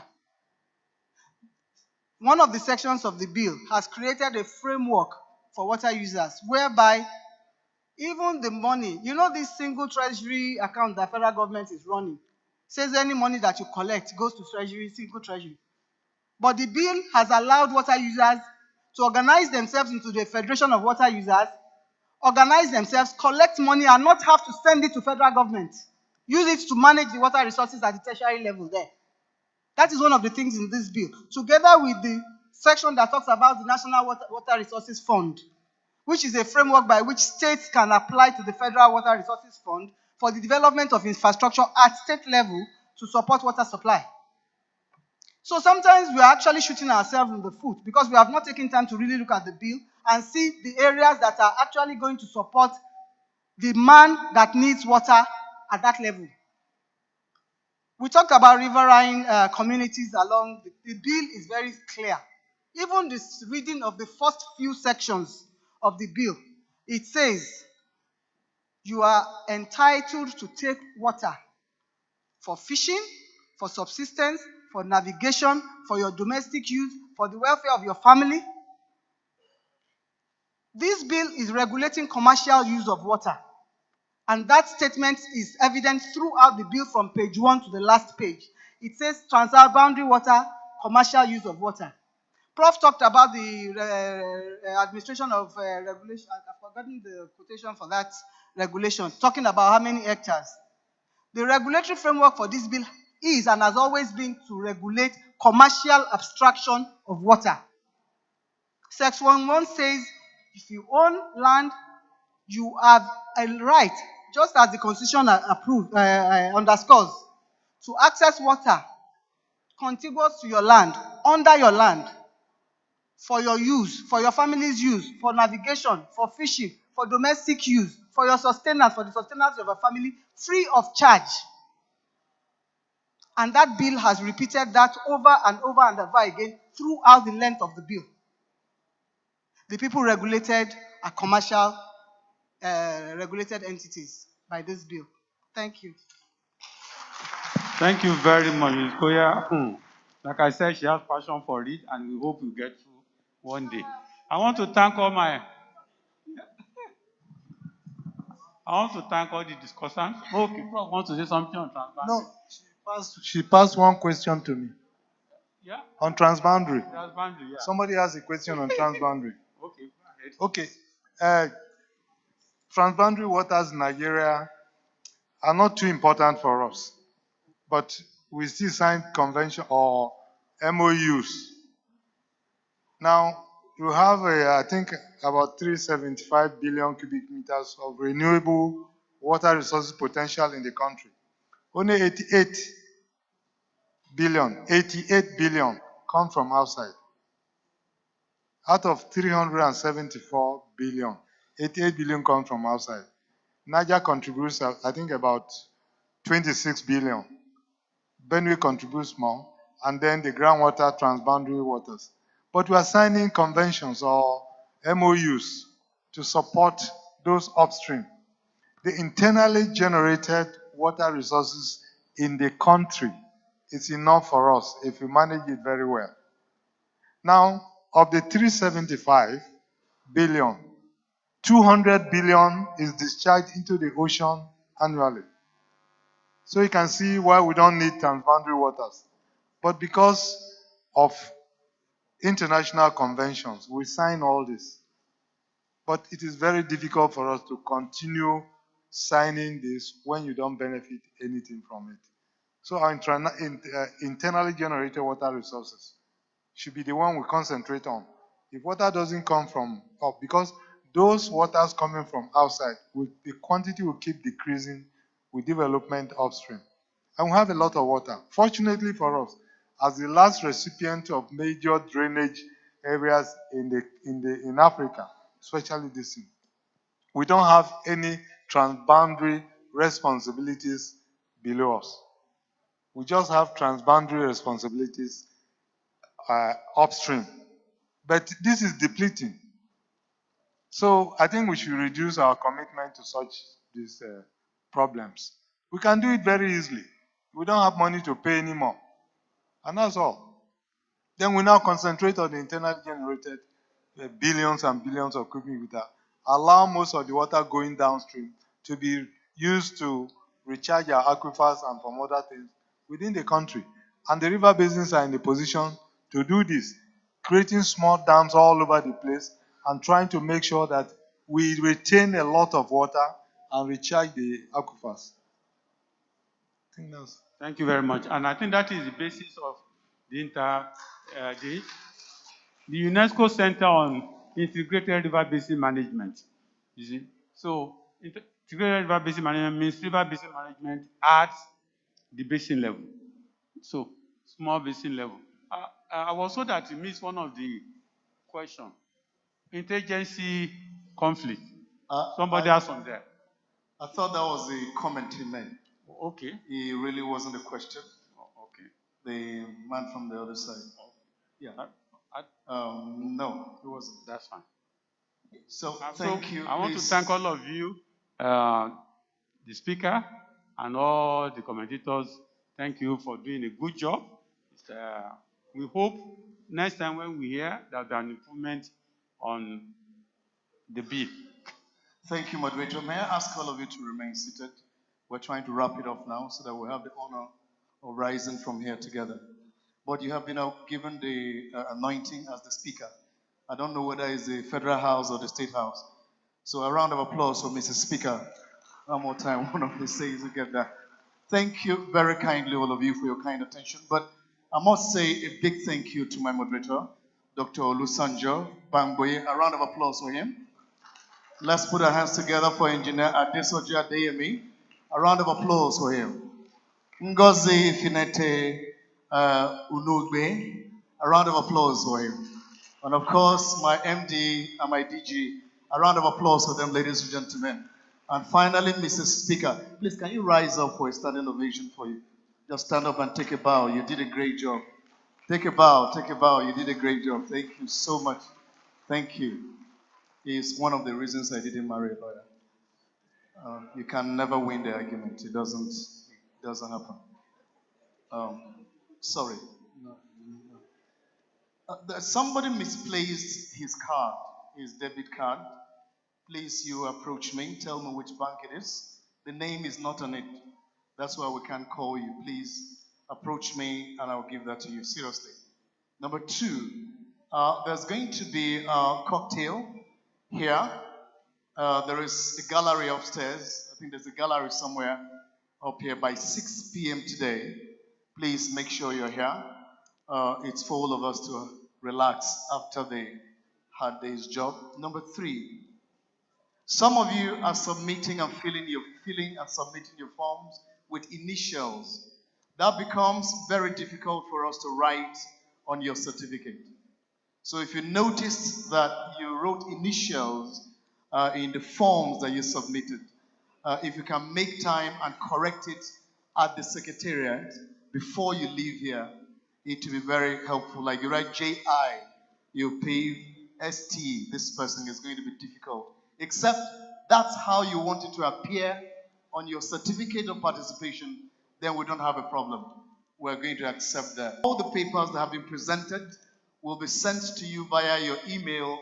The soft copies will be sent to you. So make sure your emails are correct. Finally, this is very important. Tomorrow, as we resume, we're resuming, if you have a copy of your program, page 8, we're coming down to the technical sessions. And 4 of them are going to be running concurrently. Now, this is how it's going to work. Tomorrow, the opening is going to be 8 o'clock in the morning and not 9 o'clock. And when you resume, you are going to go straight for your breakfast. Take your breakfast, come and sit down for the sessions. There are 3 groups, 4. 1 here, 2 down. There's another one out there. I'll let you know where they are tomorrow. But as soon as you come in, go downstairs, get your tea, your breakfast. Because when we start the session, we're not stopping until lunch. After lunch, we come back and conclude. The moderator, of course, will be the permanent secretary. We have a lot of things to do tomorrow. So please, let's remember that as we go. I think that's about it. Except for lunch tonight, the high table, our directors and the rest, we're going upstairs where we went the other time, and the rest of us, we go downstairs as usual to have our lunch today. I think the ED planning, I think we're done with that. Yeah, we're done with the announcements for now. Very well. Having said that, let's please rise up. We're going to take the closing prayer together before we depart. But just a word of advice, anytime you meet a lawyer,